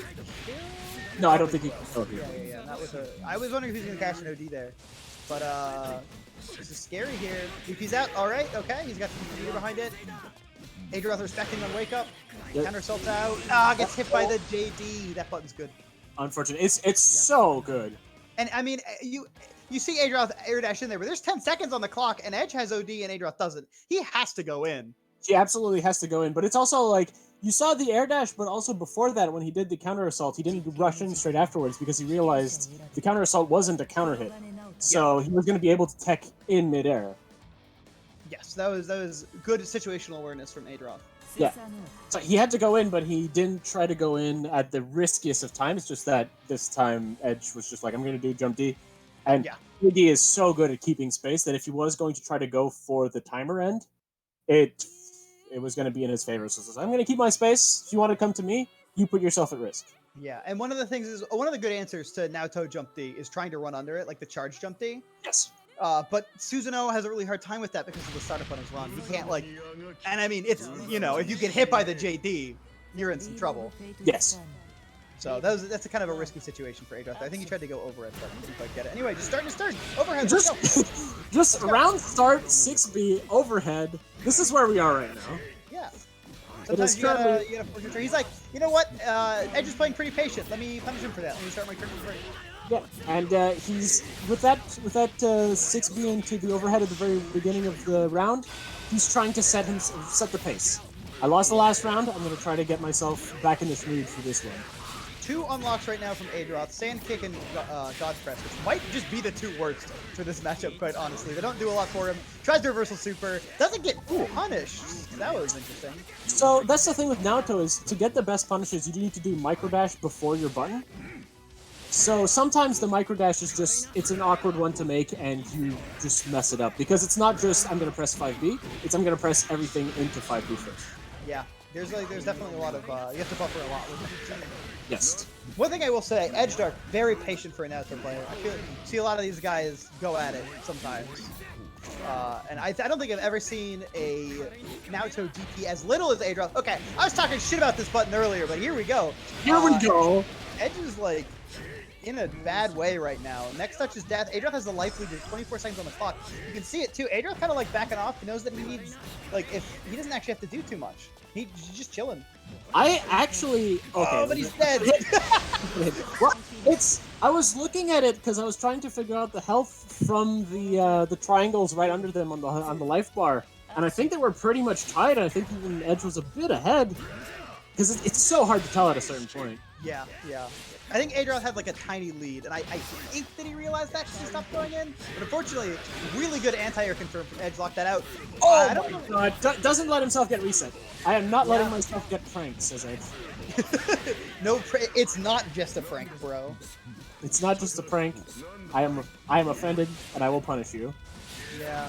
Oh, the All JD right. is I'll pop so that with the good. Gooby. Yeah, that's going to be big damage because even though you don't actually get a pickup off of JD, it is a really good starter. Yes. So it is an excellent starter, but also just in usage too, it feels like it draws back the hit. Oh my god. Edge what an amazing block. Edge has been hit by like 2 overheads this set. It's kind of wild. Alright, so next touch kills from Edge here, and that's going to be it. Yeah, if he doesn't drop this. Edge. No, keep it easy, go straight into Astral. Oh, yep. let's go into Astral. Alright, yeah. We're going to sit here. He's still rogging his Astral. It's not as cool. It's not. Look at this guy. Look at this guy. Look at this win pose. Ooh, I'm doing the big winner pose. He ran out of blood in his arm. It hurts. That maybe he's feeling a bit anemic, you know, out of blood. So strong, really strong showing from Adroth at the beginning there, getting a really clean first 2 rounds. Yep. But props to Edge for keeping his cool and really turning that around. Like, I mean, a lot of times you're down 0-1 in a tournament, you get like nervous. You start like, you get a lot of antsier. And I don't feel like we got that from Edge at all. Just very cool and collected. And, you know, there we go. Edge is moving on to our winners finals. But before we get there, we're going to do our next round of winners top 8, Ice Cool versus Days. So one thing I do want to say about the way that Edge was playing is that, as I said, at a certain point, Adroth was starting to take his turn really aggressively at the beginning, but Edge was still consistently taking his turn back. So he was always being put on the defensive, but he was always getting out of it as well. And his blocking on the overheads was amazing. He was not letting himself get reset. He was not letting himself lose on the defensive. He was really doing a great job of it. Even because despite that, like I said, almost every round after the first game, he started off on the defensive because he would let Adroth put him into block stun. Yeah, I think that that's a great point, because it can be very, very hard to take your turn back from Susanoo, too. It's Yeah. like really hard to pick your points, and it's very dangerous, kind of like with Naoto. But Exactly. while we're waiting for Ice Cool here for a sec, I just want to talk about loser side of top 8, because we now have all of the matches set. So we have Joker versus Beauregard. Joker taking it over Koji, which is, I mean, Koji, very tough competitor, plays very hard characters for Ragna to deal with. I don't know if Joker went Ragna, but good showing there. And then Beauregard taking it 2-1 over DJF to secure his own spot in Losers Finals. Or Losers Top 8, rather, not Losers Finals. And then on the other side, we have Play Guy taking it 2-1 over Oni. More Ragna on Ragna violence in this bracket. And then, as I said, Chaotic Games taking it over Toledo, so it's going to be Play Guy versus Chaotic Games on Loser set as well. But Ice Cool's here now, so let's focus on this one. What do you know about Jin versus Susanoo? So what I do know, I have actually played this matchup a bit. As you said, everyone has a side. Everyone has a side, Jin. But you have the side Susan too. You could have played both sides. You know what? If I could play with my hands and feet, I would play myself in this matchup. But you like it that much? It's a pretty fun matchup because the idea is Susan has a lot of stuff that's like minus a dozen, right? Yeah. But Jin's options for punishing, because sometimes he's minus a dozen, but he doesn't have the counter hit punish on it. So it's a little awkward for Jin to get the right punish compared to Ragna just doing 5v5c turn off brain Baruga hooga. But like Jin plays differently because on defense he doesn't have the same reach as other characters do, but he still has all the options. One thing that does change the matchup significantly between Naoto or Ragna or anyone with a forward-moving DP against Susan is that Jin's DP doesn't move him forward at all. His C DP, his non-metered DP, doesn't move him forward as much as other DPs in the game. So it's very easy for Susan to press 5B and then for the DP to whiff entirely. And usually Susan has trouble against... Go ahead. I'm going to take a quick moment before we get into this round to say shoutouts to Voltage for throwing $50 into our Matcherino. We've got almost a $60 prize pool right now. Use the code !Matcherino. You too can add 50 cents to the pot with the code BB12. But now let's go back to this match. With Days getting a good confirm on Ice Cool, with the OG getting active flow already very early, but Ice Cool taking back the momentum right away, carrying coast to coast. Yeah, it's in fact right there. He instant blocked the fireball and he pressed 5B immediately right after and getting a counter hit for it. I don't believe it was a punish, but it was just a case of like, no, you don't get the frames after this. We are at the right distance, but I have the button that has the bigger range, which is what I was saying earlier, is Susan has more range than Jin, and Jin has less range than characters that I know traditionally do very well against Susan. And Jin also, his DP acts differently than other DPs, which is a plus on Susan's side. So we have really good IBs from Ice Cool, like you were saying, though. Yes. And I just wasn't quite enough to actually get him out of the pressure. I think Days hitting him low a lot, so I think he might have actually caught him with doing some of those IVs. Very possible. That DP was excellent right there, just blocking the jabs and DPing while he was close. Yeah, definitely. And then, okay. Nice match. We're gonna unlock the Grand Viper here. Yeah, okay. Go into the corner. Another all. We DP Sword and Grand Viper. Those are three really good ones to have. Just instant block the 5A and DP afterwards. Easy. Yeah, I mean, sometimes that's what you gotta do, right? Funnily enough, the 5A is even on IB. It is funnily enough, but it's just because usually when a Susan player does the 5A on a DP character's wake up, they're pressing 5A and then holding back with the idea that if they DP, they can just late cancel. They can just block. Yeah. And if they block it, they can just go into 2A, which does leave a gap if you're trying to late cancel into the 2A. Yeah, they can also buffer 5B behind it too, and if you block it, the 5B will come out. Oh, tries to do the 60-round start that we've seen so much. ODs to the second half, Gaze canceling, I think, the recovery of 5B into a safer button there. Yeah, 2B barely has any recovery, but the idea is just... I'm gonna press button into button that's overdrive unsafe into button that's overdrive safe. Because if they block the first button, then you are still allowed to cancel into things, and you're not just gonna react raw to Jin 5B. Yeah, that's very, very true. So it's just backing off, baiting the two. I think he tried to bait the DP there. I don't know if that's what Ice School got. Like if he was trying to do DP. But, oh, now he is. Okay, here we go. But either way, Dave's baiting it. Huge life lead. Big uphill battle for Ice School to take this last round right here. This is one of the few people Ice School has not fought in these tournaments before, too. He needs the player download, and he might be getting it during this one game. He's got active flow, a full stick of butter, and OD. Like, he could kill on a good starter here. Oh, tries to probably bait the counter assault. But yeah, counter assault or a DP maybe? Well, in that specific location. Oh, there we go. Here we go. Okay, so this won't. I don't think this will kill. Yeah, I mean, it definitely doesn't if you drop it, but good situational awareness there. Walks it out, counter assaults him into the corner, catches him anti-air. Okay, there we go. Oh, OD runs out. Daze gets the burst. Okay, now we're in the neutral. 30 seconds left. Ice Cool's got the life lead. He's got sword, level 3 tackle, and DP. Doesn't quite get it off of that. DP's through the overhead, and Ice Cool takes the first round. That was, I'm sweating now. That was nerve-wracking at the very end there. Shit. Just gets that last hit into what a situation that went into. Yeah, Ice Cool said, "Don't put me in a situation." Do not put me in a situation. But that's definitely one thing, because in the matchup is that Jin, as I said earlier, he's a Swiss Army knife. Never count him out. He's a Swiss Army knife with a gun is one of the things you pull out. Never ever count him out on these things, because once Susan starts blocking Jin, if Susan does not have DP, life is miserable, because Jin's pressure is excellent. Yes, Jin has some terrifying pressure. For some reason, God gave him a jump cancelable 2A. For some reason, God gave him a jump cancelable 2A, a jump cancelable 5C, and most importantly, his jump 2C.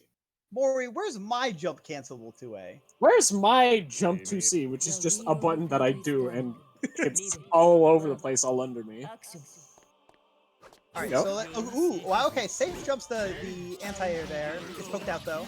Oh, that was a 2A after the 5C. He believed that Ice School was not going to do the 5D afterwards. Yeah, I mean sometimes you gotta just guess, right? Oh, tries to OD through the overhead. That's like, again, we usually see those quick ODs.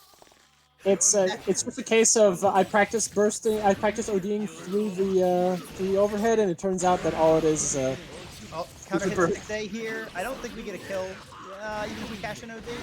No, I don't think so. But we do get some pretty scary pressure here. Counter assaults out. Yep.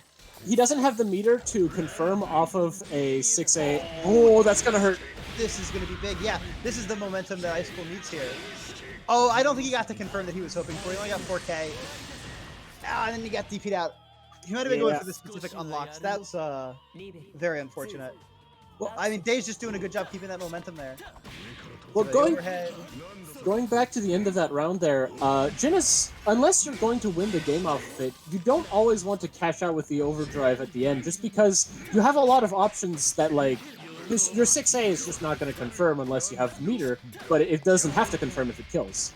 Yes. Where you prefer to use your OD in situations where you get that, like, 5C, 3C overdrive at the beginning of a game, because suddenly you've just done so much damage and you've just gotten yourself so much to work with for the rest of the round. Can we talk about those ideas from Days, though? I mean, Ice School got in here afterwards, unfortunately. Oh, the backdash on the 5A! What a legend! This is something that happens so rarely, but I love to see it happen because it is such a smart thing to do. That 5A on Susan, the one that baits the DP, if you backdash it, you're basically going to proc the OS of him blocking afterwards. Because he's not block canceling. Oh, he's dead. He's dead.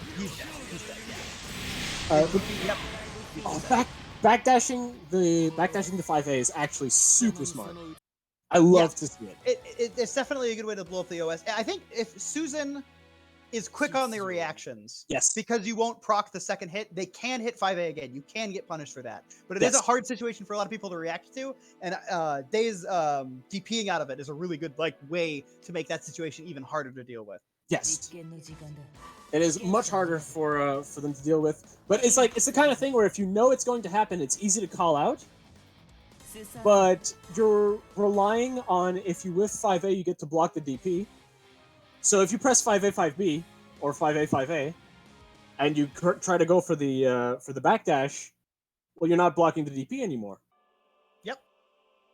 Also, shoutouts to FNTR9 for throwing $10 into our match arena. Now we are up to $71. Heck yeah. Oh, Days getting the grab right off the bat, sending Ice Cool to the corner. That was a really good grab confirm too. I don't think I've seen that before. I might just be bugging. Oh, just for the overhead. He got it this time. All right, now we're in business. Gets the... There we go. Send him down. 4K. Nice 4K. 6B whiffs. Days getting grabbed here. We're back to the corner. Seeing this confirm again. I think it's a close to corner confirm, perhaps. Yeah, that might be. Okay, gets him there, and then yeah, that's Yep. All right, so that means that Days is currently sitting on set point. Yes. Right now it's 1-1, but I wouldn't count out Ice Cool. Yep, no, this is definitely Ice Cool. I would never count out Ice Cool. I can't imagine doing that. I can't imagine looking at a match and going, Ice Cool's gonna lose. Purple throw. I think that was the TRM setup, but you know what? We take them. We take those 100%. Exactly. This round is just going so much in Ice Cool's favor. He just decided at the beginning, I'm gonna... Oh, gosh. He needed to... Oh, grabs him. Okay, I think he's dead. I think so as well. Doesn't have that much meter for... Oh, he didn't get wheeled too. Okay. That was the unfortunate part. I mean, Days has a mountain to climb here, and honestly, the longer it takes him to climb it, the longer that Ice Cool gets He just gets out of the ice and grabs right away because Days was expecting that DP, probably. All right, final round. Days with a burst lead, but a pretty insubstantial one. So one thing I do like about grabbing out of the ice is that the ice actually made it harder for you to see the exclamation point that shows up when the grab appeared. But... Oh god, yeah, this is a good confirm here from Ice Cool too.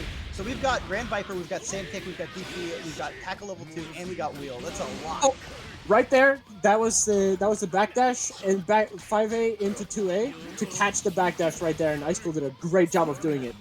Yeah. So Days represented an option. Oh, that's gonna hurt. It's the DP, yeah, no meter behind that. But I mean, he's still got plenty of health. I think he still even has the life lead. Oh, Hilly gets reset low there. A lot of people, I think, are holding back to try and beat the 6A reset, which you normally see a lot more. Okay, all right. So after Susanoo will burst you. Oh my god. Grand Viper, but he tries to close it out with God Press. Too much is happening right now. He's dead. Ice Cool trying to get a little bit too cheeky. He tried to go for the God Press, but Days was taking his time getting back up, so it was not gonna work. Unfortunate for Ice Cool, but what a set. What an end to a set. Oh my goodness. Yeah, this was still winner's side, so we are going to see Ice Cool down in losers again. Yep. But next up, it looks like we've got Beauregard versus Joker. We've seen this matchup a few times. I don't know who Joker's going to play. I'm not going to speculate yet, because Joker's been playing a lot of different characters recently. I am almost positive Beauregard is going to play 13, though. I think Beauregard's hard committed on putting 13 into the tournament setting. Yeah, I mean, I've seen him pick up subs for some of them. It depends on which matchup, because, I mean, there are some characters you can't really beat. Like, Izanami is just, like, not... I don't think that's a tournament viable matchup. Well, that's just... Izanami. Yeah, Izanami is a lot of people's worst matchups. It is. She is just a really, really solid character who gets her personal resource very easily, and her resource is just so strong too. It makes her such a strong character. Yeah, like I think the first part she has in common with Tsubaki, where like they both get their resource pretty easily, but Izanami gets to do way more fucked up stuff with hers. For sure, but I also feel like Izanami's resource is quote unquote better to get because you can get it while you're on the offense. You can do that with Tsubaki too. Tsubaki, sure. Any Tsubaki quarter confirm nets you a full stock. And then you use stock cancel and pressure to make stuff more plus. So just like getting to run your offense for long periods of time builds you stock. Sure, but the baby confirm for Izanami nets you 4, and the hard confirm nets you 6. Yeah, that's true. Which I believe is in fact even more close to the corner because you get the knockdown with the DP as well. So it's just a matter of like this character. Listen, I'm not going to tell you that Tsubaki's a better character than Izanami.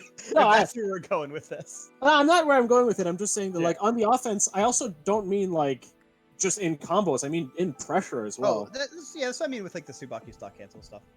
Like, one of the things that I like about Tsubaki is that she gets to use building stock as a way to motivate people to mash buttons. Yes. But anyway, neither Yes. of those characters are in this matchup. Nope, none of those characters are here. We got new. Excuse our extremely self-indulgent discussion of my main, everybody. Let's talk about 13 versus Ragna. Ragna, yes.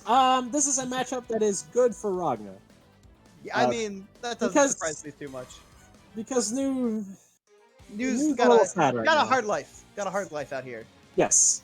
But also Ragnar just has solidly sized buttons. He's got good pressure against New. He's got a good way to catch her backdash through 2A5B pressure, 2A5B OS on wake up.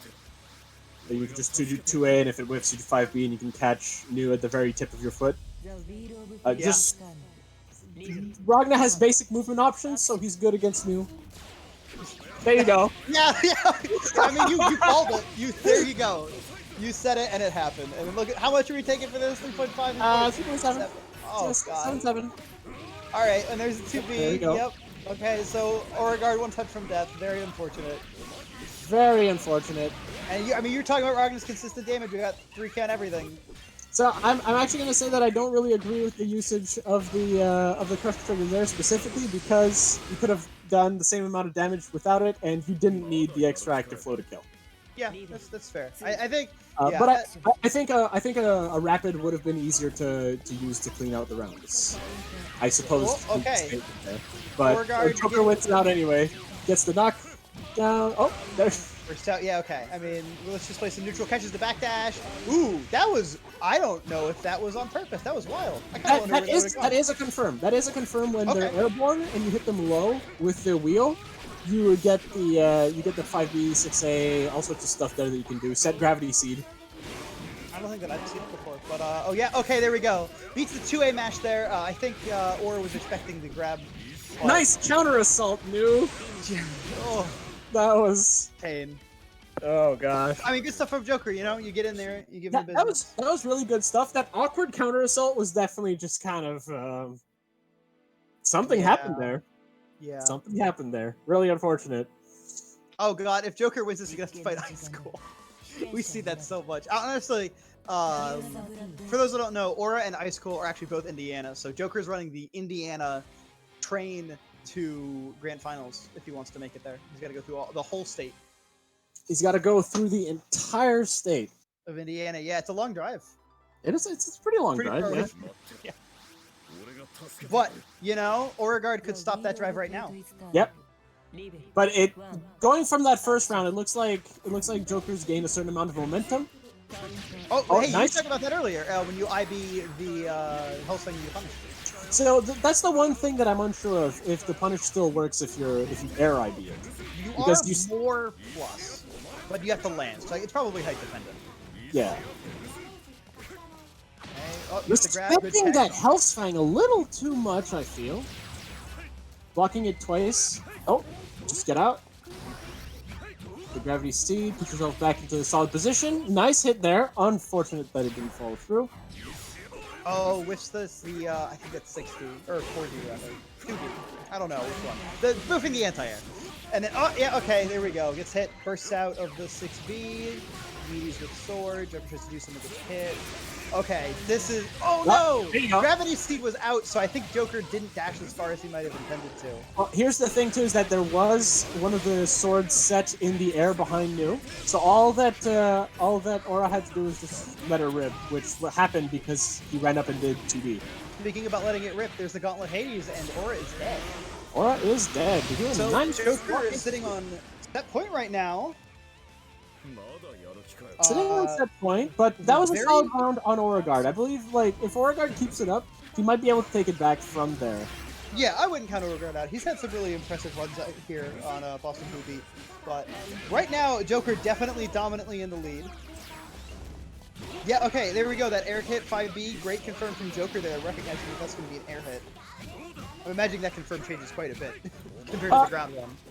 That confirm does change quite a bit, but there's actually a couple confirms you can do off that. Oh, there you go. You're not allowed to do that. Okay, you are not allowed to mini Ragna if he has 50 meter as New. Oh, drops the confirm down. Picks it up though. Here we are. Okay, and the Joker takes the last round. 7 golden letters. Getting that perfect. I believe that's a Ragna perfect. Oh, I think it's a Ragnar perfect. I think he got hit a little bit earlier, didn't he? We take Ragnar perfect. You It's know like what? Either way, it's a perfect.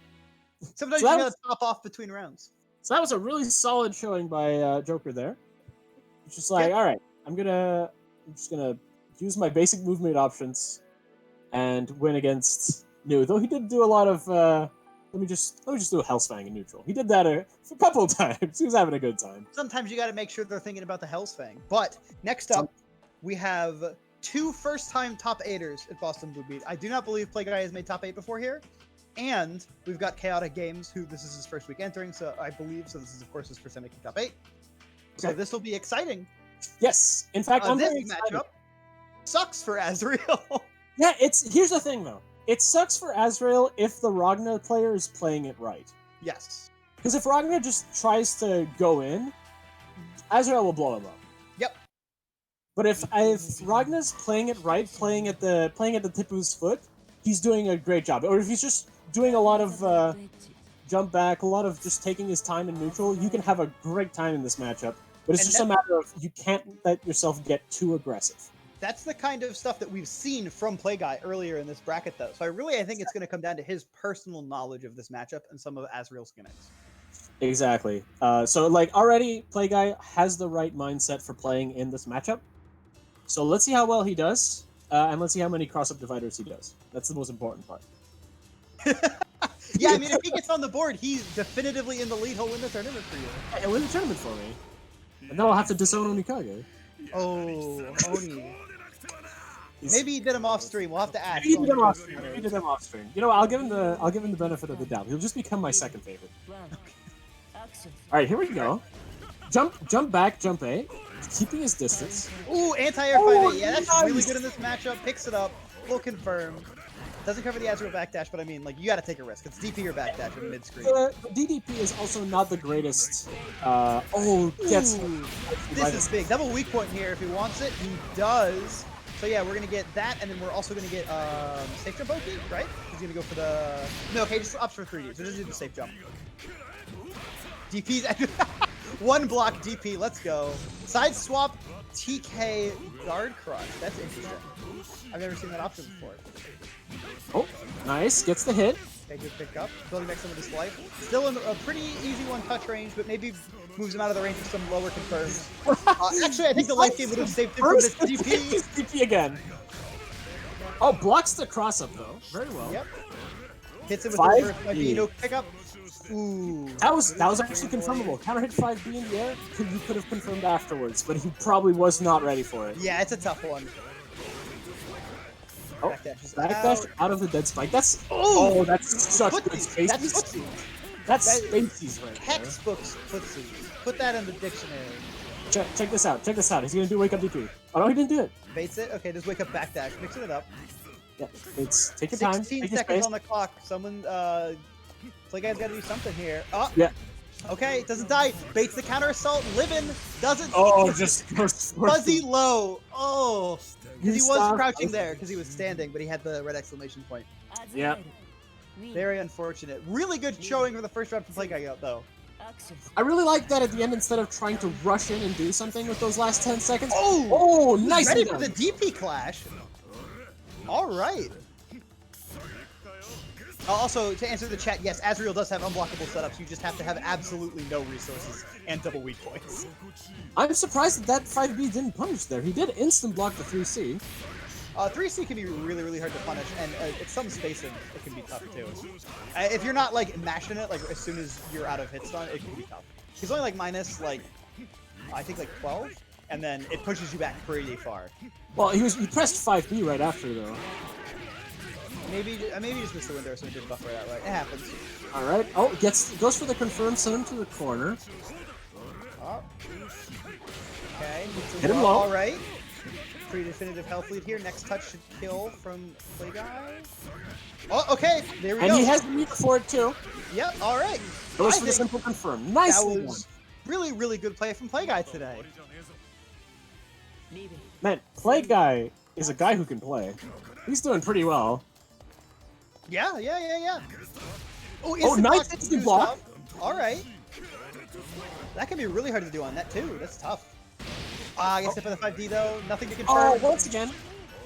That situation, he knows that. Okay, that 6A has body invuln there, so he's using it to beat up the poke, which is smart because it's really hard to contest 5B at most spacings for Azrael. So. Yes, even like, goes for the overhead. Yep. 5C into 6D. You don't see too frequently. Drops the confirm. Okay, cross. Oh, there you go. Cross He's your DP, let's favorite. go. All right. He takes the lead. Hit him up. Emotionally, not in the match. Yeah. I think he's. Oh, I guess. I was wondering if he was dead if Gaddock grappled to death. I guess he didn't opt to. Right. Okay. He's doing the right confirms here. So something that you'll see after the Dead Spike, the Gauntlet Hades, all that. Oh, he's. Okay. Oh, he's fine. Wait. Oh, He clashed. He clashed. Oh my god. That's upsetting. If he had just blocked, it's minus 120. All he had to do was just block. That's unfortunate. That's highly unfortunate. Ooh. Can't count Play Guy out yet, though. You can't count Plague out just yet. But like that was so unfortunate for Play Guy. He was playing that so well. Well, he gets another round to do it, so he can definitely run it back. Yeah, he definitely can. He has the skill for it. He has the play for it. He's the guy with the play. He is the guy playing right now, that's for sure. But yeah, a challenging Azrael's Astral is always kind of a problem because it's really active, it's really invuln, it's really fast, and it's really, really minus. So honestly, if you see that super flash, just block. You're good. You don't need to do shit. He doesn't have the meter to RC it afterwards. Yep. And if he has burst, you can bet your butt that you're gonna run up 5C and he's gonna burst right away. Here's something that catches people sometimes though. It's not counter hit state for the entire recovery. That's true. So if you delay it too much or you don't get a punish immediately, sometimes you just gotta do a regular confirm. Not a problem for Ragnar specifically, but for some other characters it can really fuck them up. Absolutely. Oh, lets him go for the 6-8. Taking the gosh. These 6Cs are a big deal here. I think this is actually double weak point. Oh no, he drops. It would have been though. Alright, and then Mash out. Mash out. Gustav doesn't instant block it. Yeah, it can be tough when you're not ready for it. But okay, there we go. Finally get ready for that situation. Doesn't quite get the confirm though. Alright, unknown OD Ragna. He's fishing with these JAs. I like that. So, you see him jumping in neutral here. Those JAs... Oh my god, 5C again. I was about to say it would cover that exact situation. Oh, trying to stun. That combo's hard as hell. I'm surprised he went for it. That was almost godlike. Okay, Play Guy's come back from this situation before. Doesn't quite get the confirm here. Chaotic is sitting on a full stick of butter too, which is scary. Play Guy gets the hit here. He's got some meter now. He's got enough life to not die to a stray hit. And he only needs one more confirm to kill. Just block. Oh, that was a grab. That was a grab. He's dead. You get to confirm this. Yep, this confirms some kind of hit. Yep. He went up and he went for the grab. Really unfortunate because if he didn't go up for the grab, he could have DP'd that super. Yep, absolutely. All right, we got Chaotic Games here on set point. Yep. Currently set. Play Guy doesn't have a game on the board yet. Ooh, getting put in the corner here. That's not how you want to start your opponent being on match point. What a confirm! Yeah, good optimization from Chaotic there. I think he's showing off. All right. Okay. Yeah, he's going for the left. Absolutely showing off. He's trying to stun. All right. Yeah, but maybe you shouldn't be stunted on Play Guy here. He's not gonna let you get away with that for free. It looks like.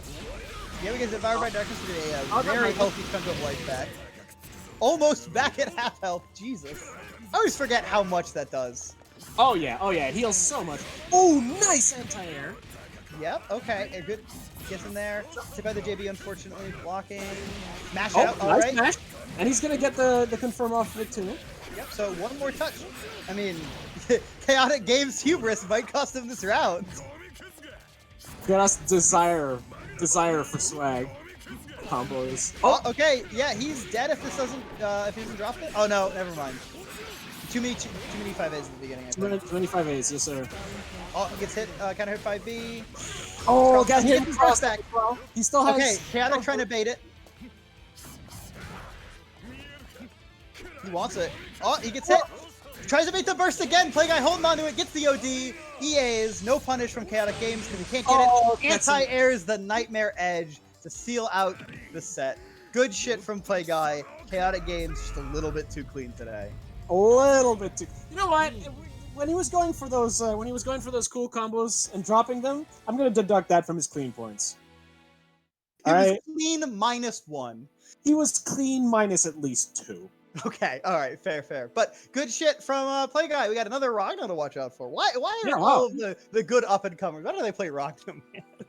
Where are my good up and coming Tsubakis? Well, it's you. Yeah. Well, thanks. I do my best. But, I mean, look at it from my point of view. I'm so sad. There's no good and up and coming 9s. You know, that's the character that I play. I can't believe you would lie. You would come on to my event, commentate with me, and then lie straight to my face like that. That hurts. Not what are you talking about? I play 9. All right, okay. This is. Oh, there you go. There you go. You're up and coming 9. Let's go. Shut up, Nachos. There you go. You got it. Hey, I did this. I did it first. All right, look. So we got Ice Cool versus Joker. We have seen this quite honestly a million times. These guys fight quite frequently, but we have never ever seen this matchup. Yeah, it's going to be definitely different. It's going to be a lot of... Ice Cool is going to have to know how to play against 9 at a certain layer. Now, okay, real talk though. Yes. Joker's 9 is like 2 weeks old. Does he know how to play against Susanoo? Well, that's the thing, is... Joker's probably going to be playing on the first kind of layer of playing 9. So he's probably going to be throwing out a lot of rocks and nuts. You're not going to be seeing too many of the other spells. But the thing is, that kind of basic play is really good against Susan. Because just playing with your normals, keeping Susan on the just down, is fairly easy to do with 9s. It's going to be a lot of... If Ice Cool knows how to play against that, it's going to be much more important than if Joker knows how to play against Susan in the specific matchup. Okay, yeah. Because that's the big thing. If Ice Cool can deal with the basic stuff, then yeah, that's like the basics here. Oh, whiffs the jump A. Yep. Themselves. It dashes through the 6A. Okay. Yep. Dashes forward. I'm really liking Joker's movement. I'm gonna be honest. This very patient, just kind of walking back and forth, teleports in, gets the spacing, puts him with the rock. Gotta block the rock. That's layer 1-9. And then you go nuts and rocks. You called it, Nachos. It's yep. There you go. Nachos, he was trying to go for he was trying to go for the hard to blockable setup there. However, unfortunately dropped it. Since you do have to do 2 switches in a row very quickly to be able to get it. OG's to the grab. So if he has a kill confirm here, I mean, Ice Cool's just dead. He does not, unfortunately. Okay, that's unfortunate, but I mean, tries to go for the hard to blockable from full tries screen. Tries to go for the hard to blockable, just raw from full screen. Really not sure about that decision right there. Sometimes you gotta just do it. Because God Fist is one of her like slowest buttons in terms of both startup and recovery. Yep. Okay. Counter assault's out there. Reach to get the counter hit. Oh, God Hand, rapid God Hand. That was. All right, Joker taking round 1. Joker taking round 1. Let's go. Joker's 9 kinda shines. Both hits instant block there. Manages to get the punish afterwards. Puts the ball out on the screen. Ball, very, very good. It will chase you down. You cannot run away from ball unless you get hit. Yeah, 5A, 5A. Yep. Oh, reset low. That's a reset. Oh, wow. Is that on purpose? That was nasty. And then reset high. Yep. Yeah. So the thing with 9 is that 9's reversal options. Her backdash is not frame 1 invincible against normals. It is against projectiles, but it is not against normals. She can't just backdash the 5A. Her DP is slow, and with Susan 5B, 5A, depending on your distance, you can outright just have it whiff entirely and punish. In fact, if you meaty her with Susan's 5B at a certain distance, it will whiff entirely and you will get an easy punish off of it. So, in terms of defensive options, 9 doesn't have too many options that work in this specific situation if Susan has her, like, down on the ground right in his face. Yeah. She does have the reversal super at least, yes. So there is, like, something on deck. Oh, it steals the burst. Steals the burst, and it takes it right there. So she does have the reversal super, but once again, Susan 5A. Yep. Like Yep. Susan and afterwards Susan can do his own super or can overdrive or any of that because the super flash gives you ample time to react. One thing to keep in mind, though, is that if Susanoo is going to do the layering to bait your reversals, Yes. that does not cover rolls. It doesn't cover rolls, but the thing is, you saw it right there. Joker tried to roll out, and Ice School just did another 5A, and it got him on a crouching hit. On the other side. Yeah. That's something you do have to be ready for. Like, that's difficult for Susan. Like, I don't think that you can wait to see if you got the DP and then do that. If you're just hitting 5A twice, it'll work, though, yeah. Well, the thing is, 9's DP is slow enough that you can react to roll or DP. Oh, so you that's fair. On 9, yes. Yeah, on 9, it's not that bad. Like, it's really one of those cases where Susan does have an easier time OSing against 9 just because her options, her, like, basic layer options are, quote-unquote, weaker. It's still a DP that's safe on block. Yeah. But, yeah. it's different. And not on IB, you get a 5A punish. Oh, round 2. That's Wait, like Susan does not get a 5A punish on IB. Alright. Susan does not because 5B has right. He gets a 2A punish. My mistake. Oh, nice hit. Doesn't get the rock confirmed there, but does confuse and befuddle Ice Cool with his movement. I mean, isn't that what we all aim for in life? To confuse and befuddle our opponent with our movement? Yes, but in this case, it was in recovery for a dropped combo, which is unfortunate. All right, goes in. Got the fairy to cover. I don't actually think you need that. I think you have the fairy to make him plus. So something he tried to do right there is he tried to do an instant overhead. Oh, with JA. He's getting hit by the really basic. So I don't think Ice School fights 9 too often, or if he does, he doesn't on here. We don't have any other 9s. That's actually part of the reason Joker picked up this character was so the people in this tournament could get more matches with it. Well, there you go. But like he's getting hit a lot with 5B, 5A, 5C, 3C, which is just like the 101 9 easy pressure special. And it's just like, it's really astounding to see him getting hit by that just because it's like the basic. The counter hit. He might be dead. I think he's dead. Yeah, super here. Yeah, super dead. Super dead. That's so much. It really is a lot of damage. I mean, it was 6B Fatal Starter. What are you gonna do, right? 6B Fatal Starter in the corner as well. Yep. Not much more you can ask for. That's like the June Susan starter. Nicely done. Good air pick up there. Really good. Ooh, wow. That was kind of nasty. So that right there, he just mistimed his meaty. The backdash does not have any invuln whatsoever. You're talking about for the startup. Oh, okay. I was like, it's got a little bit. It's got a bit of invuln, you know, during the entire time where he's in the patch. But all right, so we got the clock on him. But it goes with soon to get 10. I think he's dead here because he just wheeled 2 from OD, and then yep, super, he's dead. So the thing with thank God we don't have to sit through the whole animation. Thank you, Ice School. But the thing that's cool with 9's buttons is that for the most part, if you overdrive through one of 9's normals, you can punish it. Yes, she got a lot of whiff recovery to make up for the fact that she's got no hurt boxes. No hurt boxes. But that specific one right there, he probably just overdrived a little late through the 3C, so that makes it a little more awkward to do. So probably should have started with a 2A if he was within range, but he can't. But you can usually get the punish. Yeah. So yeah, 9, cool character. Unfortunately, just gone. A little underrepresented. I mean, Tux still exists. Yeah, Tux still exists. If ever, I think Jibka said there's some unknown OD9 in his area. If I remember correctly. I know Jibka said there's one guy that never goes up to tournaments where he lives that's really, really good, and I think it was a 9 player. So, you know. I can understand that, but I think in terms of net play 9s... Oh, yeah, there's Julio from Mexico. Julio Crivera, yes. There's Julio Crivera. If ever you manage to fish me out of the abyss, I will play 9.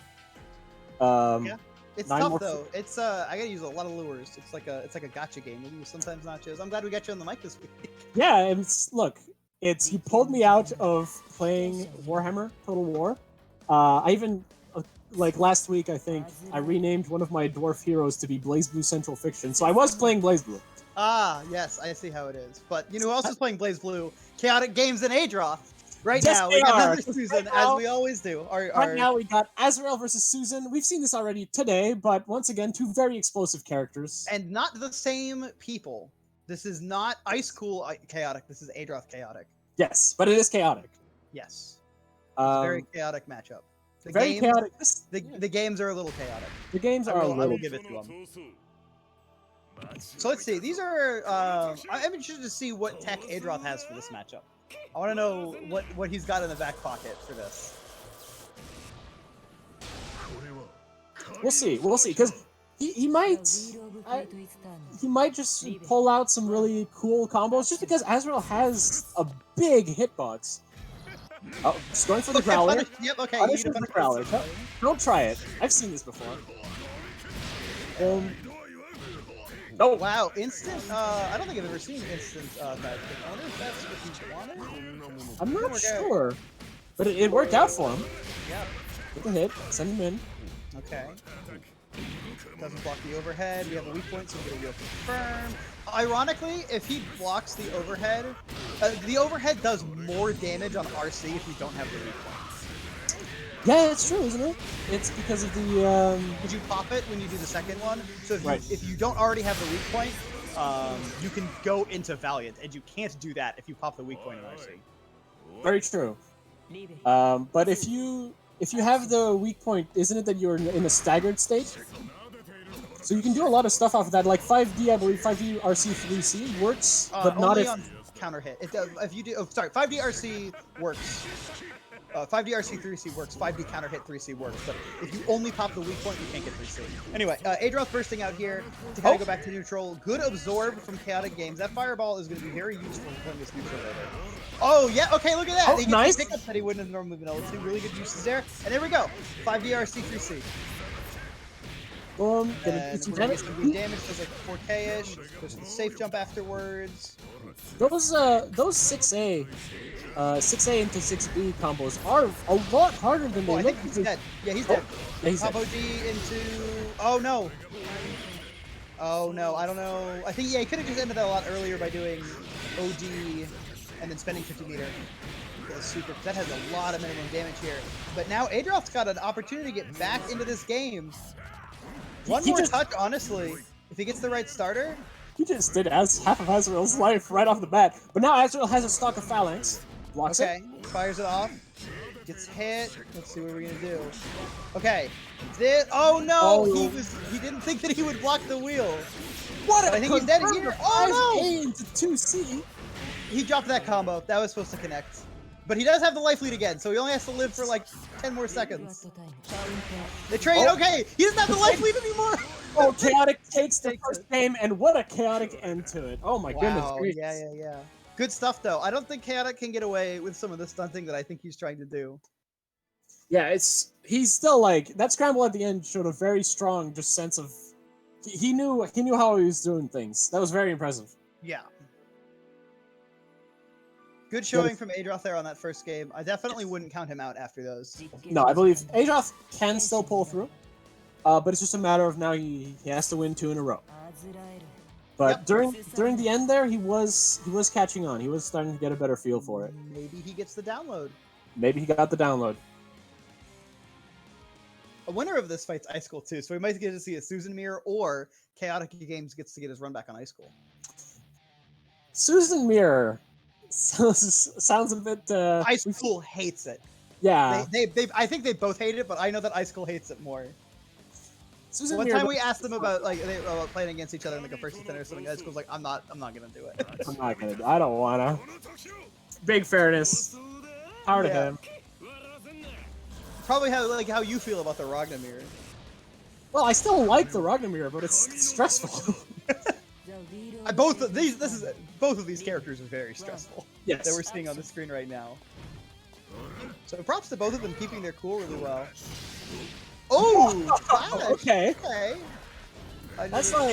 That's like God and man at creation, except instead of both 2 hands, there's a foot. He touches his foot, he just grabs the shoe, he's like, please. Oh, what a nice 6B to catch the back roll. Gets DP'd on, unfortunately. Nice tech. Anti-air. Okay, we're getting the good confirms there. Goes for the safe jump. Doesn't come with a backdash, unfortunately. And Adroth can't micro dash after that because he's Susanoo. So IB doesn't mash. Probably tried to mash 5A. You are +2 there, so he can mash 2A and beat Azrael 5A. I think what he might have been doing is he might have been pressing 5B to try to catch the backdash or something like that. 6B perhaps. He is dead, yes. Nice. Oh, Adroth hates it more, Ice Cool? Okay. I guess Adroth hates it more. They hate it. They hate it. They hate it. Oh, it blocks the overhead. All right, let's go. I think it's the first 5D block we've seen. Oh, first 5D block? I think Let's Play Guy. He jumped out of one. Ooh, okay, yeah, you gotta burst that. That's like he gets to go into 3C there. That's big damage. Big damage. Big damage right there. All right, burst. Guard crush into 3 charge guard crush too. So actually gonna get a very painful confirm here. Yep. Oh, gets the 6A, 6B. Nice. Oh, blows up the throw tech OS. That's why I always recommend doing the 2A match one personally. So for those of you who don't know, there's a cross-up OS that you can do to beat Azrael's dashes. Yes. There's a throw version, and then there's a 2A match version. I personally prefer the 2A match version. I think it beats more things and loses to less things. There's also one for anti-meaty, like stuff for anti-growler and stuff, where you basically press barrier plus C, but you do a DP input backwards. But Adroth cannot do that right now, as he does not have DP unlocked. He would have to do it with a super input, which is far more impressive. Yeah, unfortunately, gets hit with the 6C there. Whiff punishes this 5A, actually. Yep, okay, so Chaotic Games on set point right now, but it might get his chance to run back with another Susan into Susan. Ooh, wow, great 5A confirm on the anti-air right there, too. As Wheel has not pressed. Chaotic Games DPing out. Goes for the raw 5D. I didn't see an exclamation point, so he might have been trying to jump out. That's true. Oh, goes for 3C. Oh, counter hit. Here we go. Big damage. I wonder. No, he doesn't have the meter. If he had 50 meter, I'd be like, I think Chaotic is dead. Maybe, but he does not have the meter. Oh, okay. All right. Let him dive kick. Hit him with a wheel. Burst out. Yeah, yep, I mean, you got it there. In fact, I'm surprised Adroth went with the 6B since there was a burst. Ooh, great block. That was a funky setup there. Good block. Bees doesn't get the match fast enough again. Once again, I think he's just trying to punish the backdash more than he is. Oh, just great for DP. Oh my god. Okay, Adroth, come on, you gotta do it right here. Oh, blocks the 5D. All right, that's a great start. Gets text the throw, okay. And then tackles out. Adroth cleaning it up, taking that last pixel of health away from Chaotic Games. No magic pixel for you, tying it up 1-1. He's been blocking Gustav the whole time, and he goes, "Hey, I have a Gustav too." mine's not plus, but I have it. That is a way to describe that button. That is certainly words that you could use to describe Susanoo tackle. Well, it's like the way how Ragnar players will describe every single overhead that hits you from half screen as Gauntlet Hades. Yeah. It's the same thing. Ragnar players will be like, check out my tech, Gauntlet Hades. And then they do RC, Jump C, Gauntlet Hades, and then the RC a second time, Jump C, Gauntlet Hades again. Yep. That combos, by the way. Yeah, it's good stuff. It's very silly looking, but it combos. So, going back into it, 1-1. Adroth taking it to the very end there with what is basically a scramble option. I'm wondering how his mental state is, because I think honestly, Adroth's really good about taking time. If he went right into this, I think he's chill. Like I think he would have taken the break if he needed it. All right. Well, my one big worry was, like I said, that was a very scramble ending to it. I'm gonna press my my dash as my counter poke. IB into 2A. Oh, nice. Okay, so this is the other option off of the safe jump, where that will catch either roll or a delay tech, and that will move you into a full extension. Does it catch back rolls as well? It catches you before the window where you can back roll. It move you to before that. Ah, okay. Bursts there. All right. Okay. Taking our time. Yep. Oh, super jumps in. And then Chaotic mixing up with the throw. Gets the throw. Okay. And ends with a growler. He's like, I only need to do the growler. That's not how that run normally goes. There you go. You know well, it's it's the Fenrich end. You've seen Fenrich win a game with just by doing Fubuki at the end of his combo instead of whatever the next part of the route is. It's what makes the brain juice activate. Ooh, high profile for 2B with 5C there. It's 5C 60 to pop the weak point. Unfortunately, gets the side stuff out of the corner here, which is going to give Adolf a chance to escape. Crosses him up. Gets low profile, or high profile by the 5C again. Oh, gets the anti. Oh, this time. So I think the problem is that he's hitting 5A there. We saw him hit 5A again that time. Yeah, well, unfortunately, Adroth losing this round very convincingly just because Chaotic Games just threw on the offense really hard. Just went, all right, down low, here's a really late cross-up. Like, his offense was just really, I'm going to overwhelm Adroth, and it worked out for him perfectly. Adroth still extremely strong showing in the two first games, but I feel like he was running out of steam in that third game. He was hitting mental exhaustion, I feel, at least. Yeah, I think that there are some RPS situations, like after the I beat Gustav's, that I think that Chaotic Games just kind of had like was more up on the RPS. But we're gonna see that exact same matchup again now. Ice Cool and Chaotic Games. Chaotic Games is gonna get his run back on Ice Cool, who knocked him into losers in the first place. And then a winner of this is out of the tournament. Winner of this will move on to top 3. So this is our last game before break. Yes. And once again, we're going to be doing the exact same matchup again, but Ice Cool and Adroth, as we've said before, same character, different playstyles, different feels to the players. So one of the things that we definitely saw with Chaotic Games in that last round, I feel, is that he basically overwhelmed Adroth on the offense. He was kept throwing out stuff and doing a ton of damage. So let's see how Ice Cool deals with that, and if he can shut it down, and more importantly, if he can actually instant block the Gustav and come out on top and find some way to control the RPS in that situation. Yeah. And then winners finals, we've got Edge and Days too. I'm sorry, I just wanted to throw that out there, not to cut off what you were saying.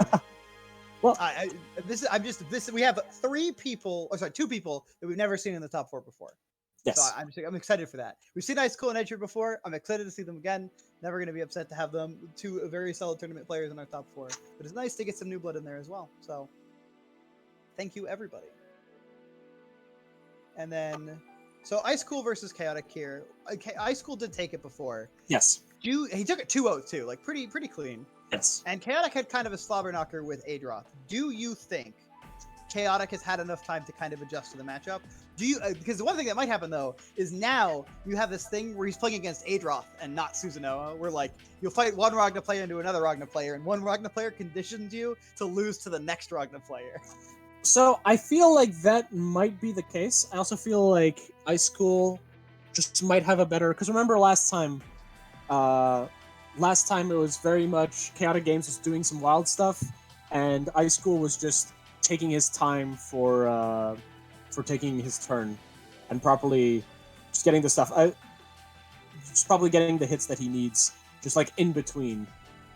So I'm wondering if just Ice Cool might have a better handle on how to deal with the offensive scenarios that Chaotic is going to present him with. Yeah. So it might just be a case of a different player will give us a different result, but also I wouldn't count out Chaotic Games. He's been doing really well.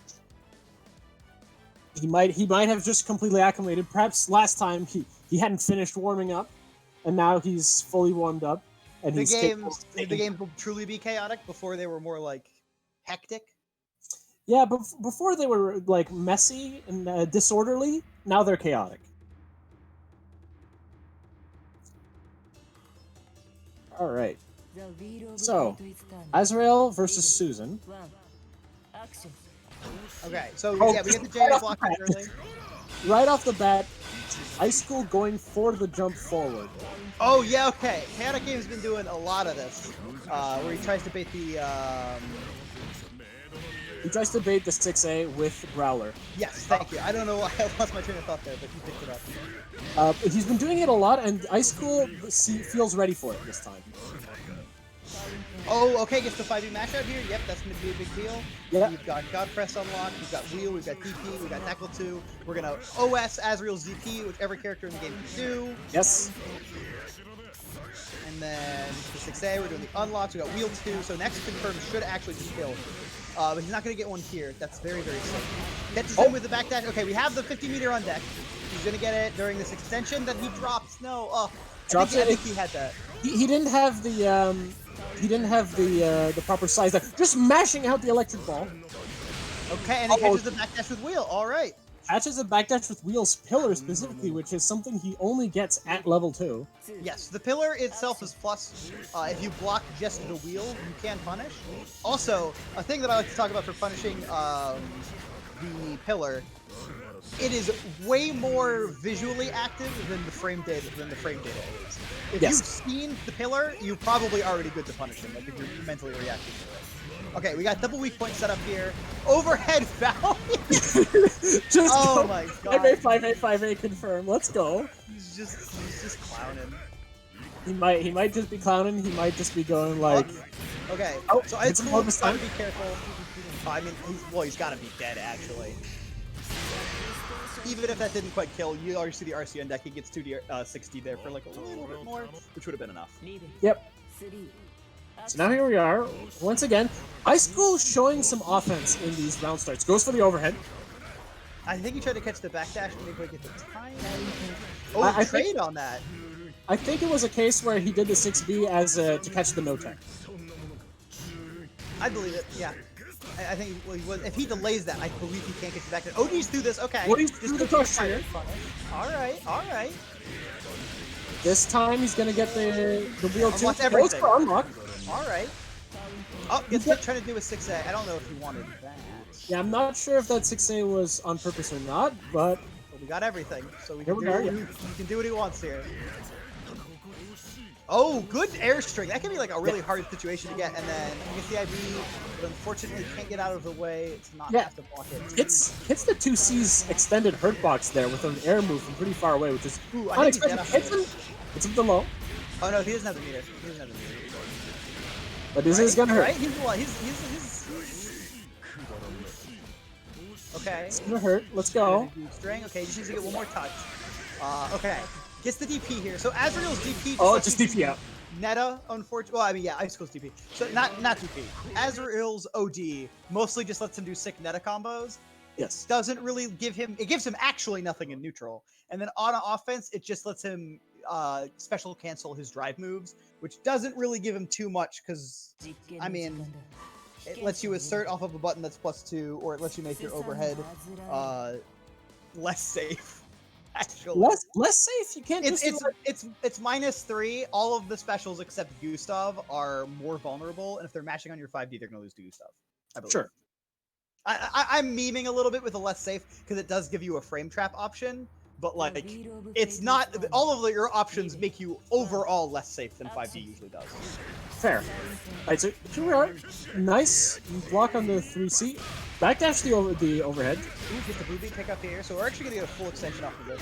Very, very good. So he gets the weak point. Hex the throw.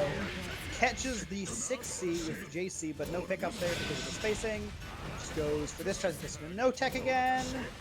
Oh, backdash. Overhead. Backdash is the overhead once again. One thing I really like from Ice Cool is he's picking his moments to do 4D and neutral here when things are kind of chill. So that you can get a couple more unlocks than you normally would get. Well, I imagine that... Oh, just DP out of it. I imagine that Chaotic Games would have a rough time punishing a raw 4D unless he's within Gustav range. Yeah, that's definitely one of the... Oh, this is gonna hurt. Oh, okay, yeah, he's just gonna die for that. I saw the exclamation point. That was not a real punish. That was... yeah, that was a scramble.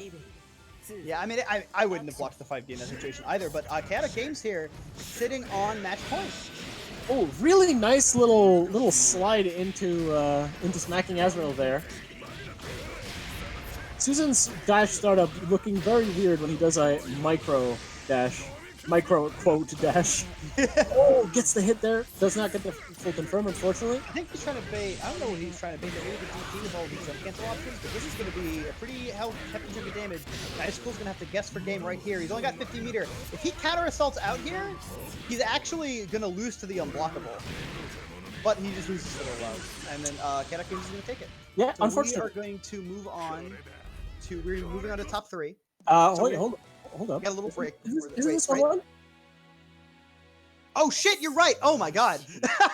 Hold up. The first game. I'm back and I'm like, no, you're absolutely right. You're absolutely right. Ice Cool took the first game.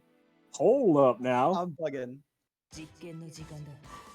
Right. Sometimes it's just like I've seen Azrael beat Susan a number of times today, and I miscounted that number by 1.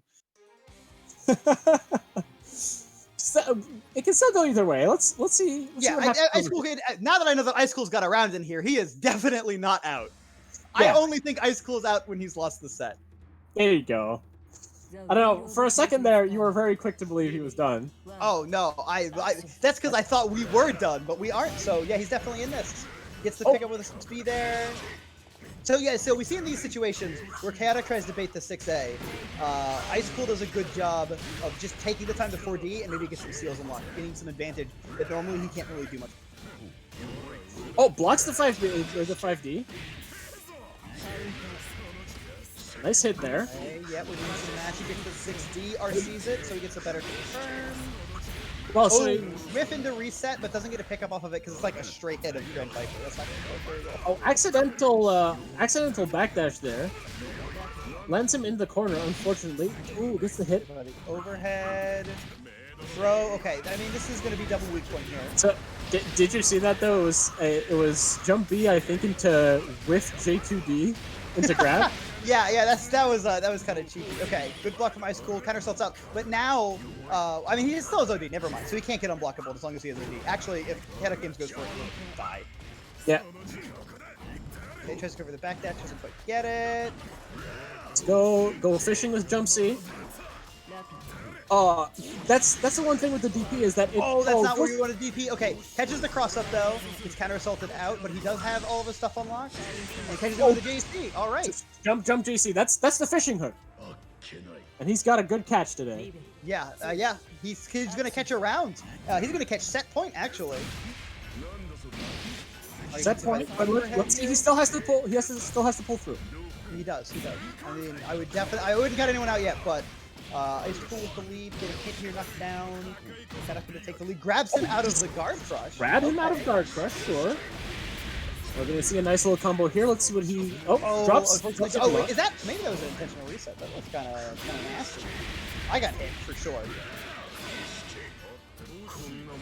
There you go. Pressure. 5B gets the burst. Okay, this is looking bad for Chaotic Games. Oh, that was looking good for Chaotic Games. 6C hits so high, but when Susan's got big speed. He's dead. He's dead if he doesn't drop.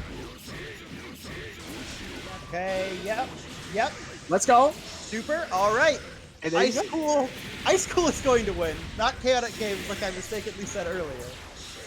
I swear I do that at least once a tournament where I get hyped and I lose track of the rounds. But really good showing from Ice Cool, keeping his cool there. Great showing from Chaotic Games, honestly, coming back after getting 2-0'd the last time these two fought, and really taking Ice Cool through the ringer this time.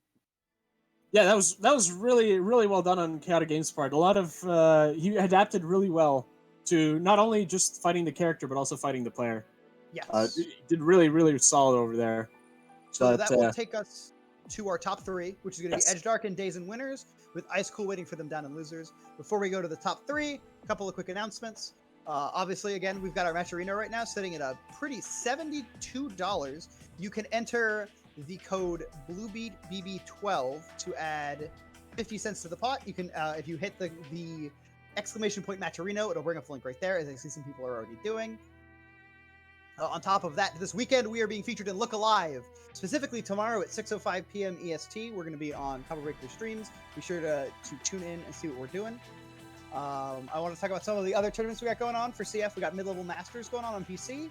Also on PC, we got the Amala Network tournament this Sunday at 7 p.m. EDT. Sign up for that bracket. I love to see some people show up for Hito stuff. And then one of the big things that I did want to talk about on this stream is with the future of our offline events coming up and us having to do some planning for that. Our online event is going to be changing a little bit, so I kind of wanted to give everybody an idea of what's going on with that before we go on with break. So for the whole month of June, weeklies are totally normal the way that you have seen. With the exception of the last week of June, we're going to do an alternate format tournament, kind of like the 2v2 that we did last week. But this time, we're going to put out a poll probably in the next week or two, asking people what format they would like to see. Right now, we like there's Waseda, there's Swiss, there's a 3v3. If there's something that you would like to see that you don't think that we'd think about otherwise, feel free to throw it in our Discord, and we will definitely consider it and maybe put it up on the poll. After June, we're going to have a break for July until Neo Reloaded, which is the end of the month on the 26th. There will be no other BBB events during that time. After Neo, we will be resuming, but instead of being in a weekly format, we're going to be moving to a monthly online format because we will also be running our regular offline monthly Boston Blue Beat, like the regular event, again. And we can't really support running all of these things weekly as well because we have to worry about our online events. Or our offline events, rather. But we've cultivated such a great community here, and I've been very happy to have all of you on the stream, in the stream chat, in our Discord, in our tournaments. Love all you guys. We want to make sure that you stay supported, so we will be continuing the online series just in a monthly format. More details for that, as far as schedule and timings, will come later. Anyway, with that, we're going to take a break before top 3, and we'll see you back here for winners finals. Yep, see you in a bit.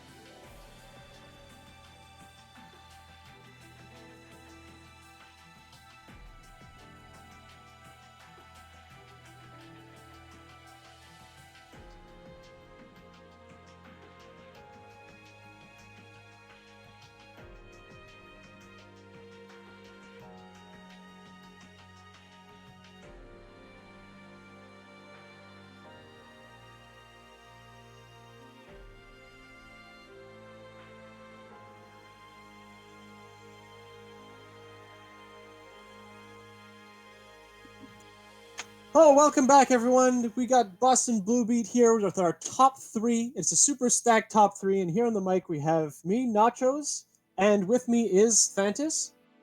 Hello, everybody, and welcome back. We've got a very exciting top 3 this week. In addition to 2 Boston Blue Beat staples and regulars, Icicle and Edge Dark, we have a completely new player, first time at BBB. Well, not new player, but new to us. We have Daze, the Jin, the last remaining Jin, last of the Jins, here to keep things mixed up. And we're going to see them first up. So they are on winner's side versus Edge. So we are guaranteed at least 2 more Daze matches this week. I hope you're as excited as I am, because I'm pretty pumped for this. I have never seen Naoto versus Jin. Yeah, Naoto versus Jin is... These two characters kind of have a similar range in their normals. Jin's 3C, of course, being bigger, 5C being a little further. But, of course, you have Naoto's 2D and 5D, which are seldom used in neutral. So we're going to have a matchup here with characters who are going to go in close, though. Daze has been using 2D frequently and very effectively. Yeah, his 2D usage has been really on point, just kind of calling out weird spaces that are normally kind of hard for Jin to cover. Yeah. And then, I mean, you get good damage off of it, too, when you get it to connect. So let's see how these guys play it out. Yeah. So here, right off the bat, we got Daze. Daze not doing the slow walk back. Daze is doing the backdash back at the beginning of the round. That's how you know. Low. Edge doesn't get a full confirm off of it, unfortunately. Gets that whole string, keeps it tight down to the ground. Side swap overhead purple throw. All right. That's tough. I didn't take that purple throw, I'm going to be honest with you. That was really good, yeah. I was too busy blocking the cross up and getting hit by the overhead. All right, so Daze has his defense going to the corner, gets the throw off of the overhead. Yep. J2C with jump C into grab is a classic with Jin. Yep, okay, we're gonna keep the block, guard crush, and then we're killing here, right? This is death? Yeah, this is death. Jin is one of those characters who can no charge on the crush trigger, can still do around 2-point-something damage because most of the time he does hit crouching with it. So he gets pretty good damage off of it. That's true. I guess, yeah, if you're standing there, he probably isn't as good with that 25 meter. Okay, gets the 3C counter hit. Oh, misses the micro dash on the confirm. This is unfortunate. Unfortunate. Goes in, gets the low pressure there. Jin pressure is so good. But yeah, Edge isn't holding anymore. He's done with it. Speaking of, Jin pressure may be good, but so is Naoto DP. Yes. Oh, hits him low. Really late JP there. All right, and we'll put him in the corner. Next touch is going to kill for sure. Oh, except that he blocks the DP and then high profiles the 2B afterwards. So this should just be death if he doesn't drop. Oh, DP again. He wanted that follow up. He's DP'd out. Edge got that full stick of butter though. Daze sitting on nothing other than active flow and OD here, getting some good damage. Jin with active flow and OD is quite terrifying. Yeah. I mean, next touch kills for both players, right? But I mean, how do you not DP there? Like, what are you gonna? What is Jin gonna do about that? Yuki Kaze on your wake up? If he did that, he would be a god. Yeah, that would be some next level shit. I hope we see that. I hope we do see that. Oh, he could have overdrive through the DP to make it whiff. He had options, but they're harder callouts though. He doesn't have safer options. Exactly. It's the kind of thing where you feel like he would have represented them in some form earlier in the matchup if he was going to do them. Yeah. Okay. So gets the overhead hit, and this is going to force the burst from Edge. Yeah. Trying to get hitting from so far away. Oh, nice. He's doing a really good job knowing where to keep his buttons. Okay, DP's out here. And then just DP's out again. All right. DP's out again. 1-0. And as a reminder for everybody, now that we are in top 3, everything is 3 out of 5. Yes. So Daze does still have to win 2 more. Edge has plenty of time to run it back if he needs to. So one thing worth mentioning about that DP there is it was a DP that he made without meter. Oh yeah, I guess he might have just died, honestly, if that DP didn't hit. I think he had overdrive. But, he still hit a burst? Okay. Yeah, he still had a burst, but it was like, I'm going to DP, I have 25 meter, I'm not even going to do my meter DP, I'm just going to DP. Yeah.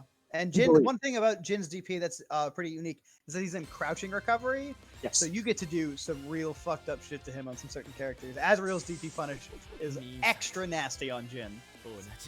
Extra nasty. Extra nasty. I don't know if Naoto gets anything super specific off of it, but it definitely doesn't help. Definitely. Well, Naoto punishes already do so much damage. Yeah. Alright, so we're getting the dry pressure here, jumps out, gets anti-aired anyway, trying to bait it, gets hit by the overhead. I will say, I think a lot of people have just been kind of taking the 6A, and I don't even think that's really, like, wrong. Because without meter, he can't, like, confirm it into anything, and the low is way scarier. Well, that's the thing, though, is without meter, the low doesn't get too much either. Though 6A does do damage and does, like, it does give him plus frames. I guess it depends how much we're talking, because the low still gets a lot on 25 meter. Yes. But the overhead needs 50. That's what I should say. That, like, middle zone there is where it's extra, like, definitely maybe take the overhead. Yeah, or on a counter hit. On a counter hit, the overhead will do a fair amount of damage. Yeah. So it's just a really good button for pressuring, though. Because you can die. Wow. Oh wow, what a trade! What did he trade with there? 5D. It was 5D and slash Cade, I think. Wow, that was a really wild trade. They both went flying across the screen. Day's really dominating in neutral here, though. Oh yeah, he's doing great. This seems rough for Naoto to deal with. With 3 5As throw. Edge does tech it though. That is the nasty TRM setup, but he doesn't fall for it. Oh, ooh, okay. I was wondering if that was going to confirm there. That looked kind of... If that was going to be some kind of god confirm. Whoa, the cross under. I don't think he was prepared for the cross under. And Edge still was, though. He blocked it out fine. Well, that's the thing is, Days followed up his cross under very slowly. He did 2B to go under, and then he didn't follow up properly afterwards. So that's what you wonder if he was ready for it or not. Out of barrier here. This is dangerous because when he goes into the air like that, he can't actually block the fireballs. The fireballs only are unblockable. We won't be able to block a lot of other options from Jin. Yeah, most of his moves from the ground that will hit someone. Okay. Ooh, wow. Wait, this does a lot of damage too. Yeah. This might kill if he pops overdrive. Yeah, it looks like I don't think he's popping. Oh, he tried to bait the DP. Oh, he fake baited the DP, and then he gets grabbed and dies, unfortunately. So okay, so Edge is still in this. Yes. It is 0-2, but he can make the reverse 3-0. Yes. So I mean, Dave's is tearing it up right now. This just looks so difficult for Edge Dark to have to navigate around too. Well, that's the thing is, Jin on the ground has buttons that with comparable range to Naoto, somewhat. But in the air, like, you saw all those air block strings he did. First of all, he has really great block strings. Otherwise, he has really good air buttons just for, like, swatting people out of the air. So he's been doing a good job of just kind of slowly whittling down Naoto's options. Yeah, he's also been really good about placing the fireballs to make Edge's approach really awkward. Yes. Well, that's the thing is when you TK a fireball as Jin, you put it slightly off the ground so the other person can't really run at it. Oh, you wanted they DP can't there. really jump at it. Oh yeah, that was 100% DP. Get grabbed at 60 is unfortunate. That would have been a good DP too. But now he's got to block this Jim pressure again, blocks the counter assault, and then manages to get out of the corner here. This is what we were talking about. We just kind of put in those projectiles in really hard places for Edge to deal with. Oh, gets the air to air though. But doesn't get the confirm, and so Daze is going to get a pick up here. It's very unfortunate. Well, the fireballs I find are a bit of a similar spot to 6A in that usually they don't really grant that big of a reward. They're harassment, but you can also die 1,000 cuts. Yep. Oh, nice. 2A traded with jump B there. 2A anti-air being, of course, tried to do the cross up, but went over for the overhead. Now Edge is going to get the corner. Is he going to burst? Okay, no, he's just going to hold the L. I was like, if he gets a burst and he gets a good hit afterwards, he might just kill Daze. But I don't blame him for holding on to it. That's probably smart. Without overdrive, that's a lot of health that Daze had. You would have needed a really good hit. So I think it's all right for him to go like, okay, well, I'm not exactly one touch barring a ridiculous situation. I'm just going to take it to the next round. Yeah, now he gets a lot out of his overdrive. He doesn't want to be distant. Yodi's good. And also, Daze controlled a lot of 6A, and the best answer that Naoto has to that is going to be the OD. It's a lot quicker on reaction than a lot of other things. Oh, nice combo to send him to the corner. Most of that combo. Oh, nice. Oh, it doesn't get the pick up though. Very unfortunate. Oh, wow, that is one way to bait a DP. Damn. There you go. Well, that's what I was talking about earlier with against Susan. Jin's DP does not move him very far forward. It is very easy for that DP to whiff in the other guy's face. Oh, unfortunate drop from Edge there. I think he had this round, so... Oh, okay, but he gets the round anyway. Oh!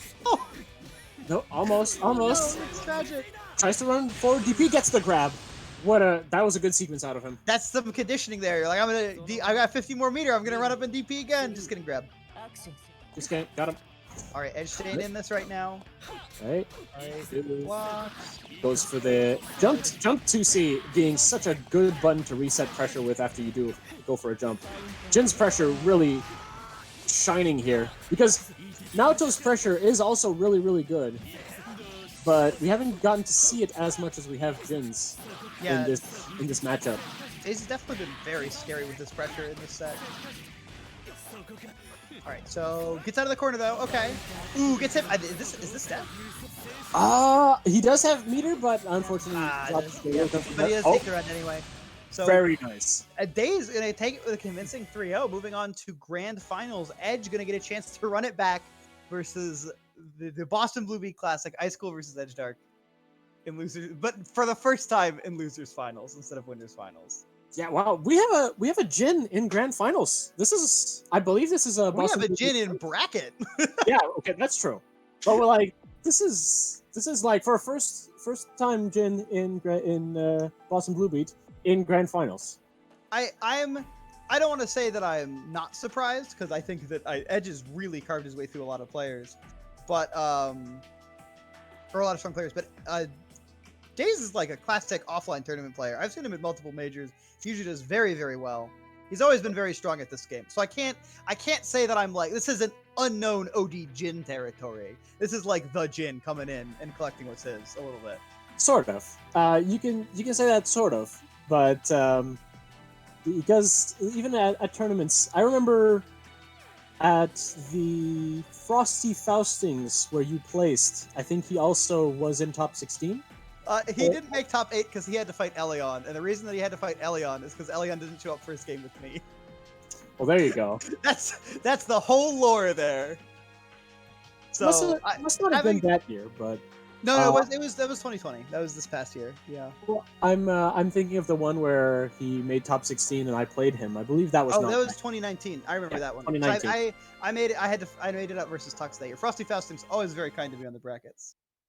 Yeah, well, Frosty Fausting's actually super great tournament. Since tournaments are coming back.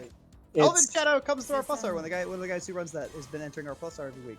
Yeah, so huge shout outs, Elvin. You run a great event if you watch this ever. They've always run CF in the last few years. As other tournaments have slowly dropped it, they've always run it because they know that it's huge. Well, you know what? You know me. If I ever run an event, CF will be at it 100%. There you go. I love this game too much. You ever see a Boston Blue Beat event? You don't even have to look at the flyer. You know there'll be CF at it. There you go. In fact, I think there's CF at it right now. Yeah, it's true. In fact, this very second. All right, so Naoto versus just straight up round start, run forward, do the 2A. Ice School is like, all right, we play each other every now and then. I kind of know how you can act. Base the DP, yeah. I mean, you burst that. You don't want to give them the momentum. You don't want to take a dickload of damage. Ooh, okay, good punish there. That can be very hard to do on them too, because you do have to buffer it out pretty fast. Yep. And that has like almost no hit stop, so it's very difficult to recognize the situation if you deal with it. But I think this is just death. I think so. Yeah, he has level 2 spin. Yep. As long as he doesn't drop it, this is super right here, and then we got him. Ladies and gentlemen, we got him. And, a nice casual 6 plus K? 6.3? 6.3? Yeah, I don't even worry about it. 6.2. Off of a standard overhead, don't worry about it. Yeah, it's fine. It's fine. He needs it. He did have all of the good unlocks for the super, to be fair. But yeah, okay, so here we go. I really like Ice Cool's 4D usage today. I feel like I don't normally see it as much from him. Okay, Edge getting in here though, so he did get a DP unlock. So that 4D usage is actually very crucial for Ice Cool in this matchup. Because now he doesn't have to just block Naoto forever. He does have a better escape option, but he doesn't even need it. The threat of the DP made dealing with Edge's offense a lot easier, so he got to go for a riskier option in 5B and get the counter here. And now he's got a lot of good unlocks. just not only DP, but dash DP on Edge's wake up. He's got places to be right now. Yeah. You can buffer the dash so that you still get the frame 1 DP. Well, it's very hard to do, however. Yeah, it's rarely seen. It is very difficult. Oh, okay, and then he did. Oh, so he RC'd this for the pickup. I was gonna say, if he didn't have to RC for the pickup, he might have actually been able to kill off with the super. Yeah, using overdrive, yeah, he might have been able to. So he's still gonna get 4.2 off of his DP, which is insane. Okay, so we see this situation so much, but because of how it was spaced out this time, Ice Cool just had the presence of mind at DP. Was like, I'm not holding this mix. Fuck off. And he's gonna take it and go up 1-0. He's got, look, like I said, Edge has places to be, with that run-up DP. Ice Cool also has places to be. So he didn't run up, but he did do the DP. Yeah, he had to Sonic spin dash his way to victory. Both these players really want it right now. They're actually playing for a pretty sizable chunk of change. I mean, they're all guaranteed money at this point, but I mean, the higher up you get, the more of that 73.90 you're getting, and you can make it even larger by adding the code Boston Blue Beat 12 on our Matcherino, which you can get to by hitting !Matcherino in the chat. Yep. So, you should all do that. Give these players some more money. It's just free. It's free money from the government. It's free. Matcherino just gives it away. It's socialized tournament prizes. To get your stimmy, you have to win a tournament. It's or get true. top 3. All right, now Edge going on the offense of the round start. Just open it up. Ooh, OG's to the grab though. This is big. That's the hit. This is gonna send him down. Yep. So only unlocks ball here. So he opted to get more damage instead of getting more unlocks here. I guess he just wanted ball specifically. Edge not having it, knowing that he's in some trouble, but he does get a really good pickup here. Oh, except he drops it. Unfortunately, drops it. That stuff's hard, man. Shoutouts to Edge for doing it on Netplay every week. Yeah, it really is incredible. Oh, makes the DP. Oh, what? Doesn't get a punish? I don't know what he was expecting there. Something really unfortunate happened there, that's for sure. Yeah, I don't think anyone wanted that situation, but Edge definitely wants this one here. You're taking some pretty sizable damage, gonna get Ice Cool pretty close to death. And full stick of butter. Going over the super, Ice Cool ready for the situation. Super takes the round. In fact, I think that's pretty lucky. If he was pressing a button on the way there, like trying to hit him a little early, he might have been clipped by the super just a bit. I think he was hitting JD, but it doesn't really extend his hurt box because JD actually like scrunches him up a little bit. Oh, okay. What Ice Cool does to go for the cross up. But yes, you're right. If he had hit like JC or JB, he might have been fucked. Oh man, Edge going for a big confirm right from the start, getting that nice damage, 420. Gonna get the 420 damage. We should do some 5As, good eye BBs from Ice Cool. He's gonna get hit when Edge resets pressure here, but Edge's gonna get a drop. Very unfortunate again. It's the low though, okay? We're not dropping this one. We're not dropping this one, we're good. Keeping it simple this time, going for the easy stuff, losing a little bit of damage, but that's fine. It's way better that you finish your combo than that you get every downside of it in a situation like this. Right. This next hit is still gonna kill if he doesn't drop it again. Okay, no, never mind. I guess it was too prorated, but I mean, it's looking pretty good. Nice. I commentators curse the offense. I say it was looking pretty good for Edge here, but it's looking a lot better for Ice Cool right now all of a sudden. It's not the first time that that Edge has done 6D in pressure, and Ice Cool has just pressed 5B immediately afterwards. So I'm starting to think that he's getting a hold of Edge's offense, and Edge needs to like shift things up just a bit. Wait, I think he's dead. Oh no, okay. Yeah, I just saw him go for it, and I was like, damn, is that what it's like?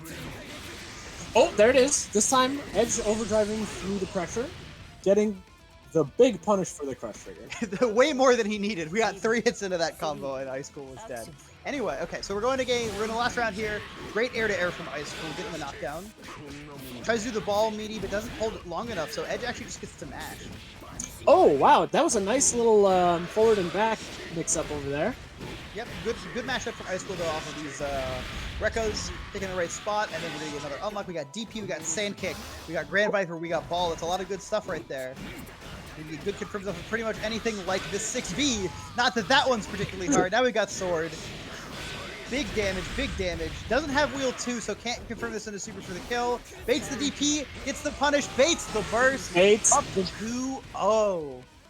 I was really solid on Ice Cool's part at the end there. The nice thing I like to mention is that Ice Cool, when he did that, last combo, he did a super jump without jumping twice, and he tried to go for an air dash afterwards. But Edge was aware of it and rolled out instead of emergency checking.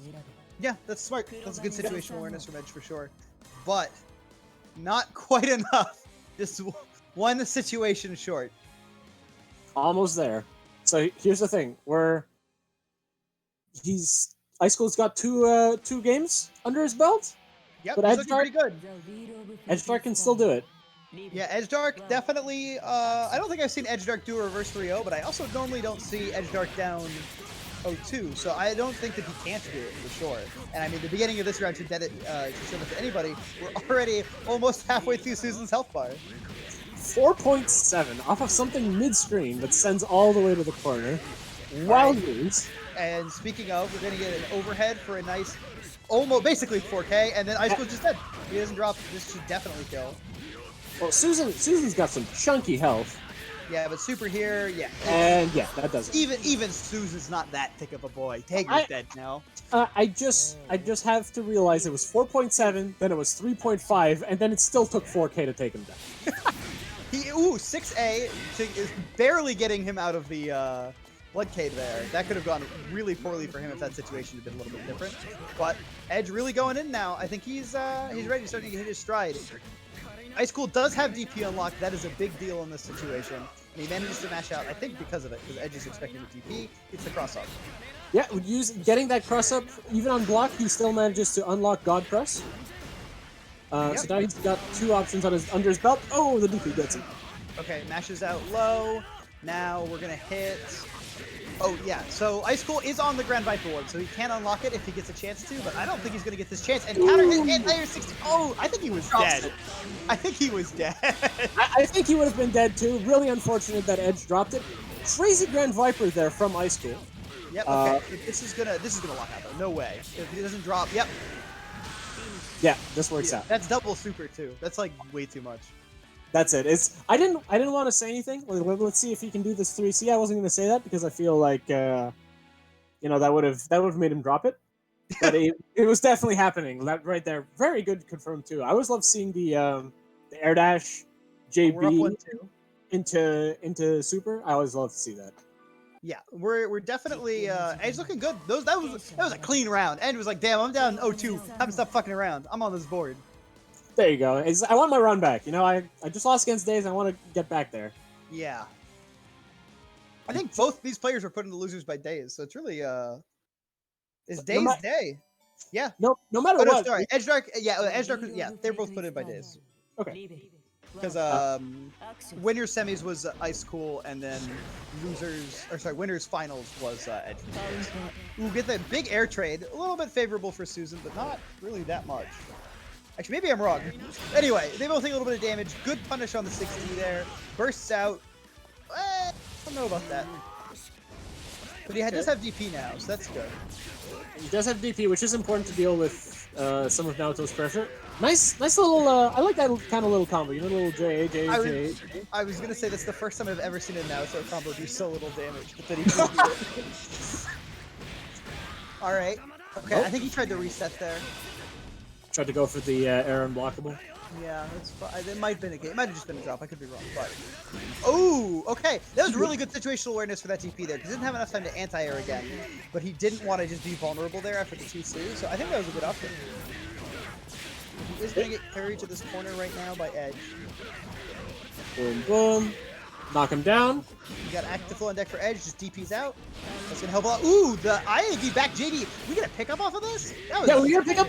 It was a counter hit too, which is probably why, because it put him into a stagger state. So it was. Oh yeah, nice.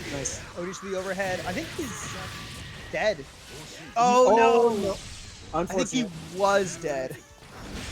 And then he catches him on the ID back in with DP. All right, Ice Cool on set point. Ice Cool on set point. Let's see. Let's not count Edge out just yet, but Edge. Neither of these players have overdrive, but Edge is definitely further away than Ice Cool. Yeah, now, Ice Cool does have Edge, but he's definitely not out. Knock him down in 2.7. Not too much here, but we're gonna get the throw. Okay, that's gonna be another 3.5 most likely if he doesn't drop. And then we're still a healthy 2 Susan touches away. Okay, that's one of them. So if he can confirm this, and then he gets another confirm, he's going to force the burst out of Ice Cool. And if he steals that, he's just back in this. Ooh, backdash 2A from Ice Cool, though. Now we've got... Oh, the overhead blocks the overhead. Really very nice block. Oh, goes for the jump B. Jump B kind of being a button that looks weird. It looks like he's going forward, but he's also hitting back and above him, sort of. Yeah, that's a weird one. Oh, whiffs the... I think he's dead if there's no drop. right? Because we're gonna double super here into 3C super. Can he double Oh, super? he doesn't even need a 3C. Yeah, he just gets the second super. All right, Edge. All right. Keep it in here, tying up the bursts again too. So this is anyone's round right now. Oh, right off the bat, round start 5B. I don't blame Edge for the burst there. I think it's really important to kind of keep Susan out of the momentum here. Those are I think it's the first 6A we've seen so far, or in a while, I guess. Yeah, we saw one earlier. I think we saw one earlier in this set, in fact.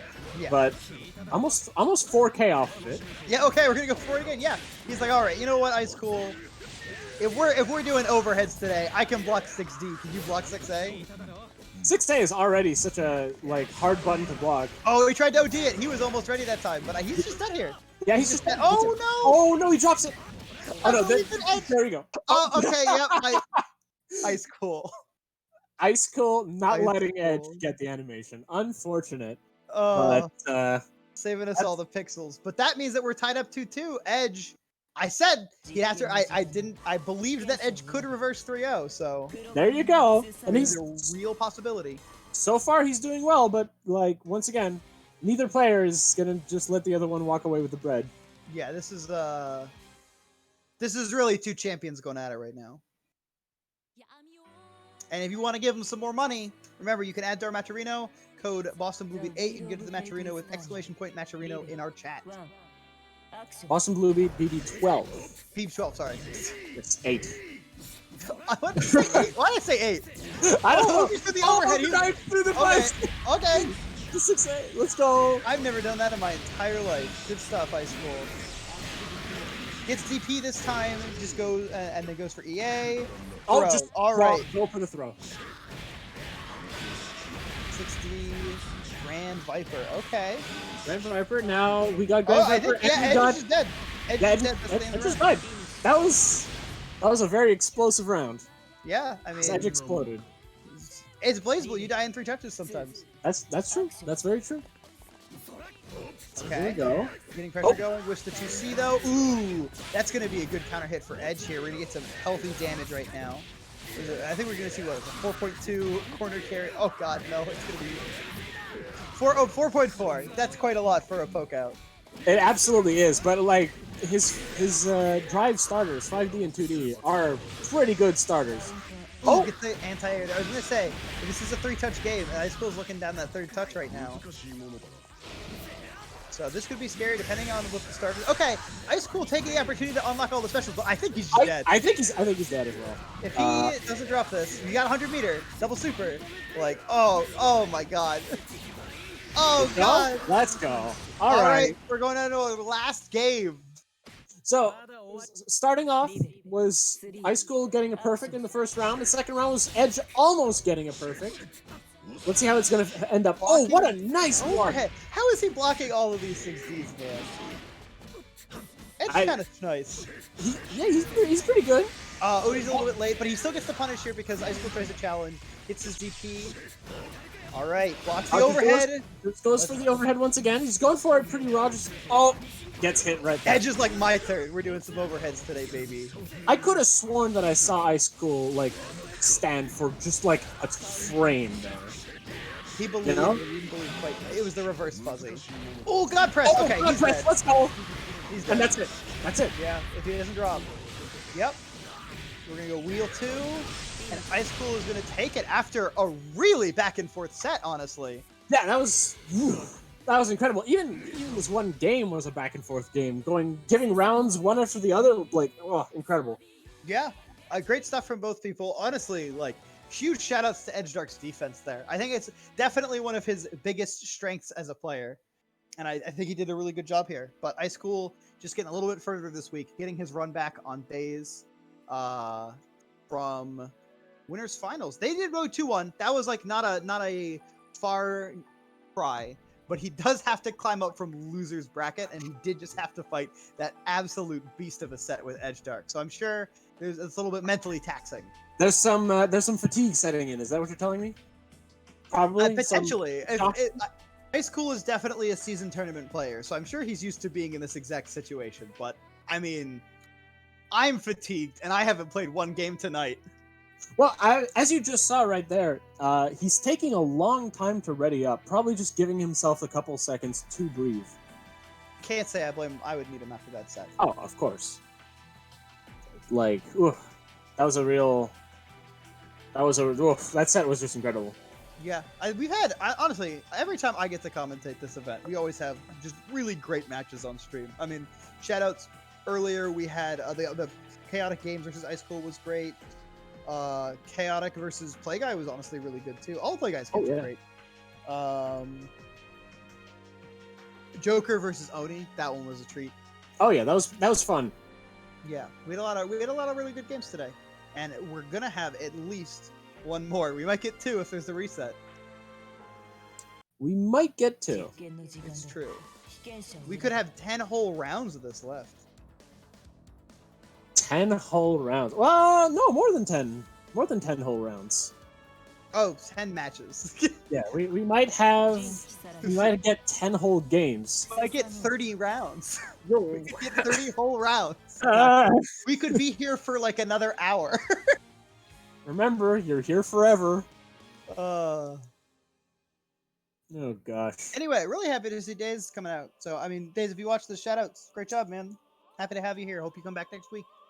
Yeah, and I will always remember Days' smiling face as he turns to me and tells me Jin's 3C is a war crime.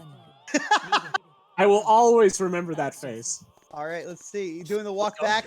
Ice Cool doing the run forward and then backing off, but he's going to get this 2C from here. Let's go. I love that. Clean. I love that 5D bounce into Grand Viper. It's cute. I like it.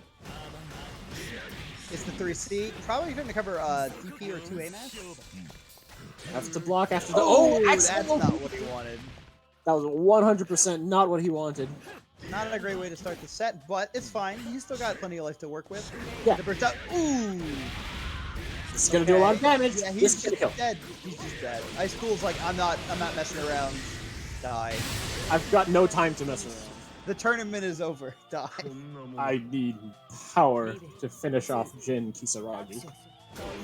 Oh, there you go. Oh, he's gonna hurt. That's some power. Yep. Okay, we're gonna get sword unlocked. So that's gonna be good for confirmed.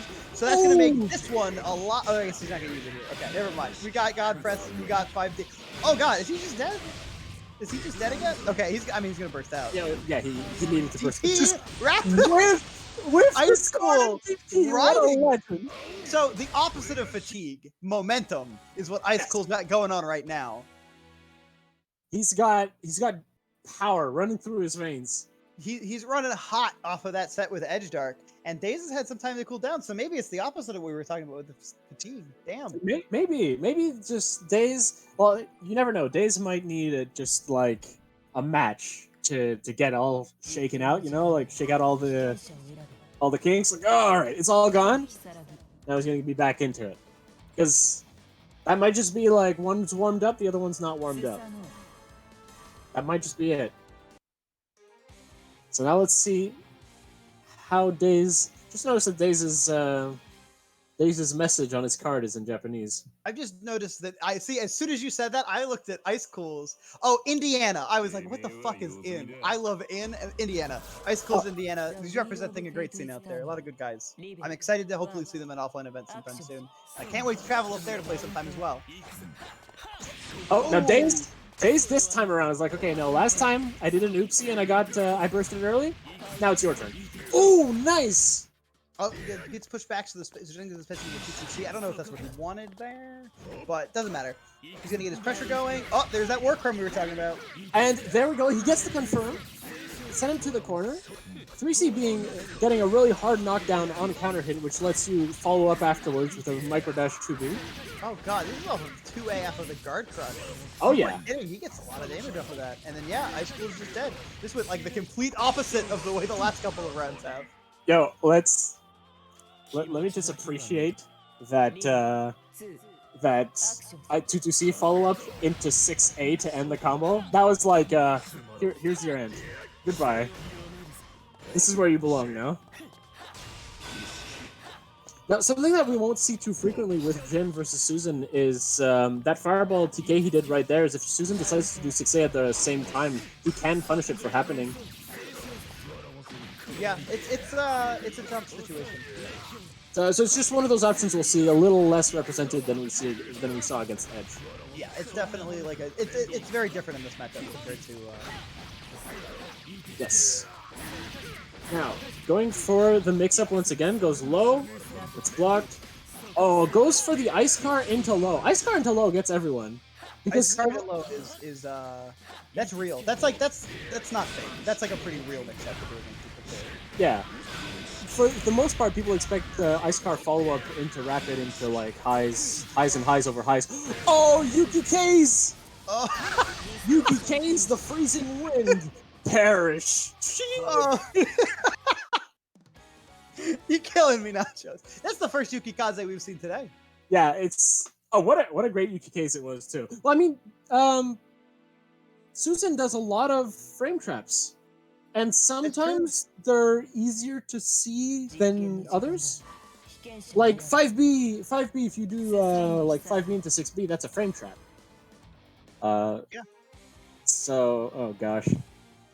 It's, when you fight a character that has so many frame traps and you have that kind of option, it's good to go for it. It's good to represent it, and also it's hype. Yeah, Yuki Kaze is honestly, it's like just nice that Jin gets to have that out of his kit. It like smooths out a lot of like things that would be difficult for him to maybe deal with otherwise. Like Izanami, it's good against her. It can let you deal. It adds to your DP RPS. To your defensive RPS, yeah. Yeah, because like you can OS Jin's DP on a lot of characters because they're both pretty slow. But if he does Yuki Kaze instead, you get screwed. The meter DP I feel was one of the faster ones. They're both 13.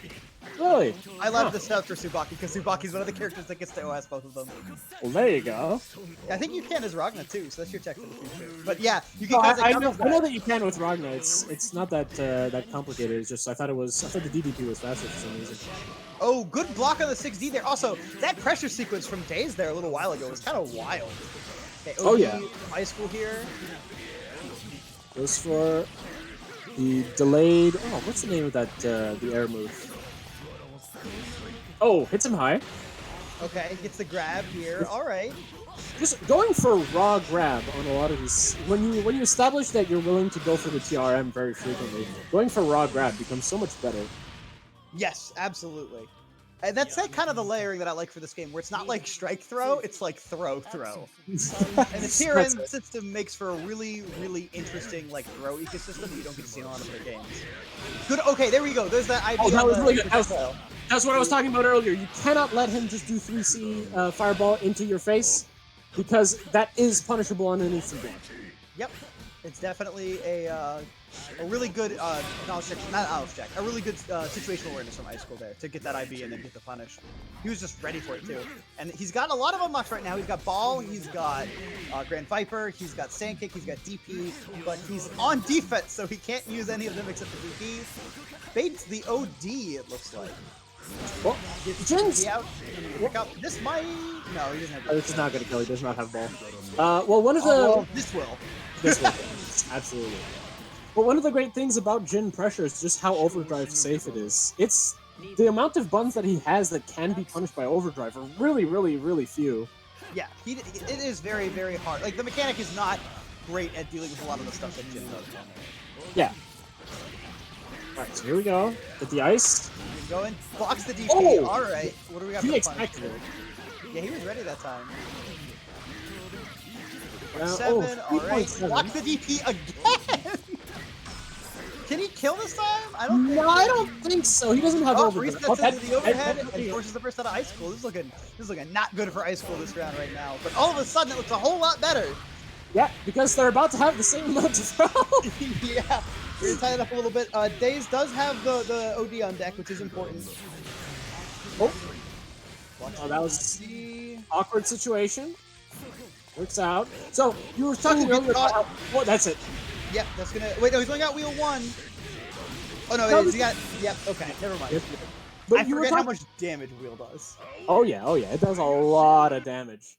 So that brings us to 2-1, I believe, for Ice School. Yeah, 2-1 Ice School. So Ice School is in losers though, so he has to win this set and then win a second one if he wants to come out on top. Yes, that's true. Even though Ice School takes the next game, he's still gonna do it. So that gives Daze tons of time to kind of adapt and warm up and figure out what is going on. Even just kind of like mess around. Sometimes in like the first set, you can kind of like do things that you wouldn't normally do, see what you're like, kind of poke at your opponent's weaknesses so that you can get the download for the second set. Right. And Days, of course, has been in tournament fairly frequently. He's a very strong player. I believe he got top 8 at the latest CEO Taku. I honestly, I do not remember. I only remember Beta Dude and the Japanese players from that one. We had, I think we had Nezu, the Arcune. I don't think at this that CEO Taku we did. I remember top 8. Oh, that might have been CEO. You're right. Yes. So yes, here we have Ice School going in, forcing the burst. He bursts himself as well. Susan's too fat to crouch into. I think that might have been like a variable. Like sometimes characters in their idle animations will actually slightly change their hitboxes. So like there are some characters who will low profile stuff like Hakumen 4C on specific frames of their crouch. Yes, it's actually that's actually something that Arxis has been doing for a really long time, even in Guilty Gear. There's a move that only hits you if you're touching the ground, that Potemkin does, but there's a character who's constantly moving from foot to foot. So, for one frame in her animation, she is off the ground, in her idle. Completely Not idle. Not a fan of stuff like that, personally. But it does give the game a lot of flavor, which is nice. DP's the DP, and then oh no, we're not killing him. Oh, gets him from behind with the 2C, but he was not ready for that kind of hit. Frankly, who was? With the unlock wheel 2, catches the 3C. Not that much of a war crime. I'm pretty sure that has low crush anyway, even when you do it from the air, but I could be wrong. Highly possible. That did look like a very weird type of low crush. It goes for the grab. Nice tech. Yeah, there's that 2D catching these IADs in. Yeah, he's doing a great job. Okay, goes to the overhead. All right, Ice School's in business right now. That's what he wants. He got the ball unlocked. He doesn't get the A this time. Baits the DP. Backdashes out of the pressure afterwards. Yeah, we're back to neutral. Yeah, that was just a good situation. Ooh, counter poke from Days there. Doesn't look like he gets a full confirm. It tries to wait to grab too long.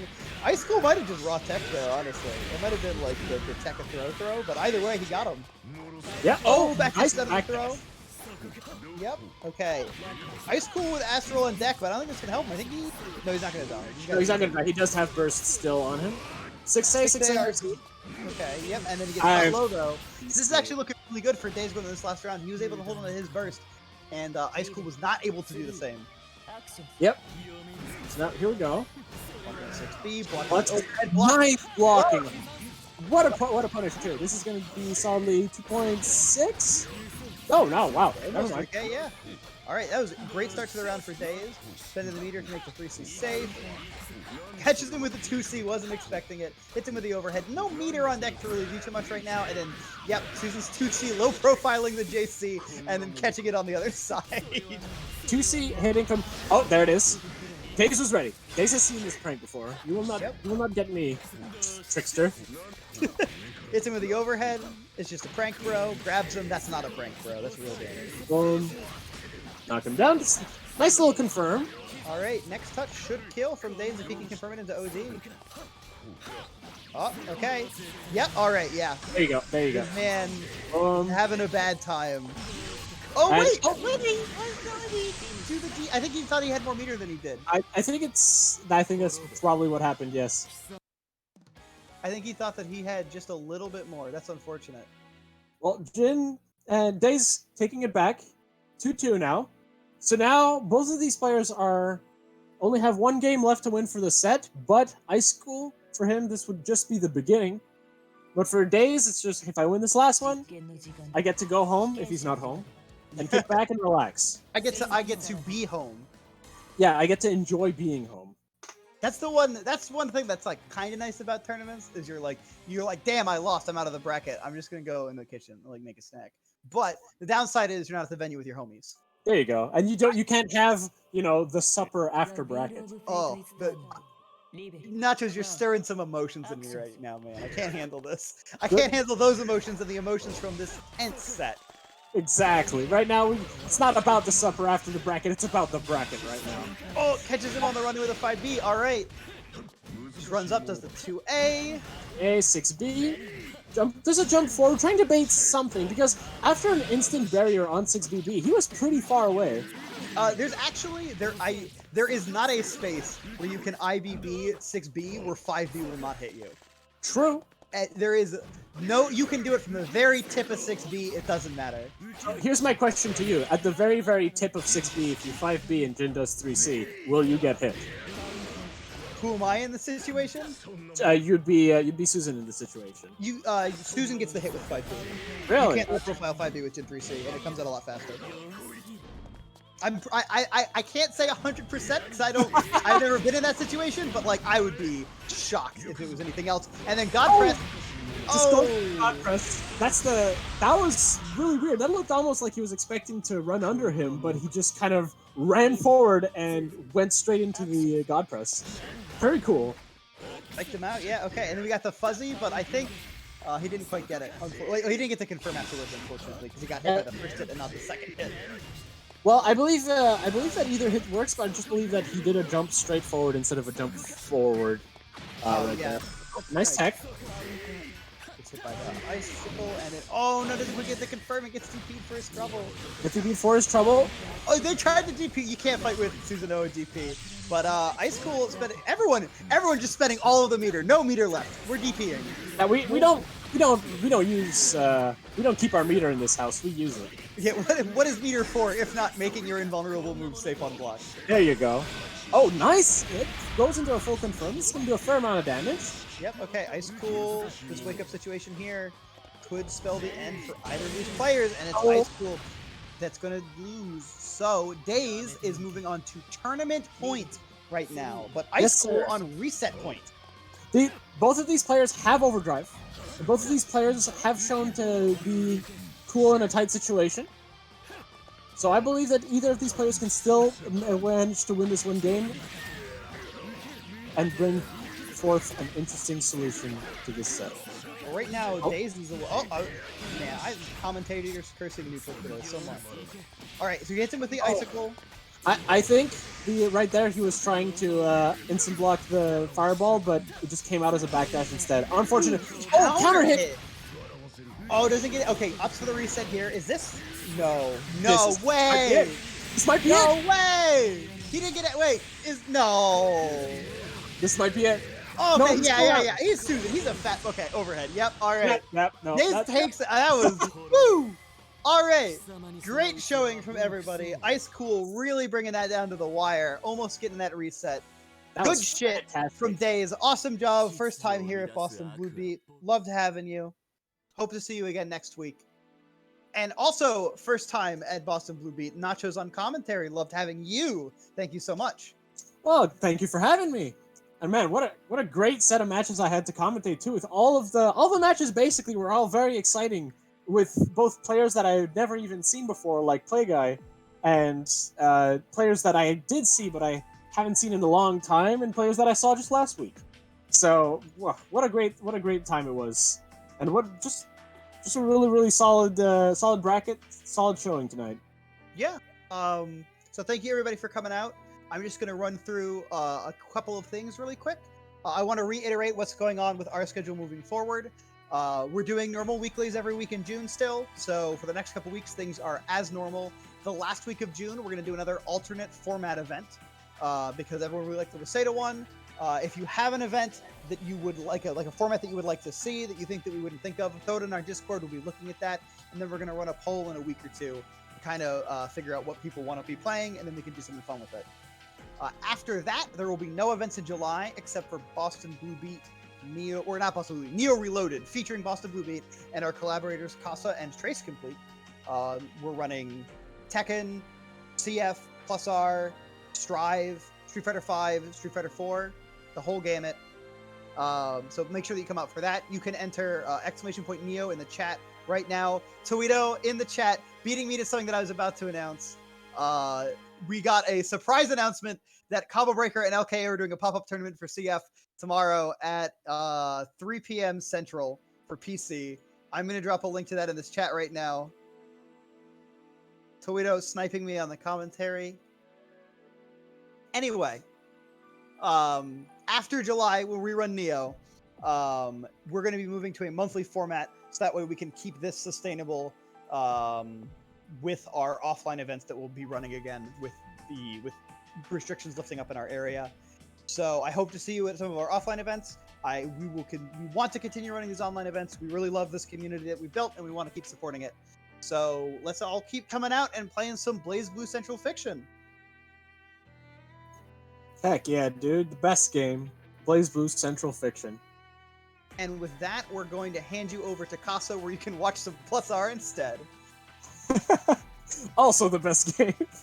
All right. Have a great night, everybody. Thank you for coming through. Thank you, everyone.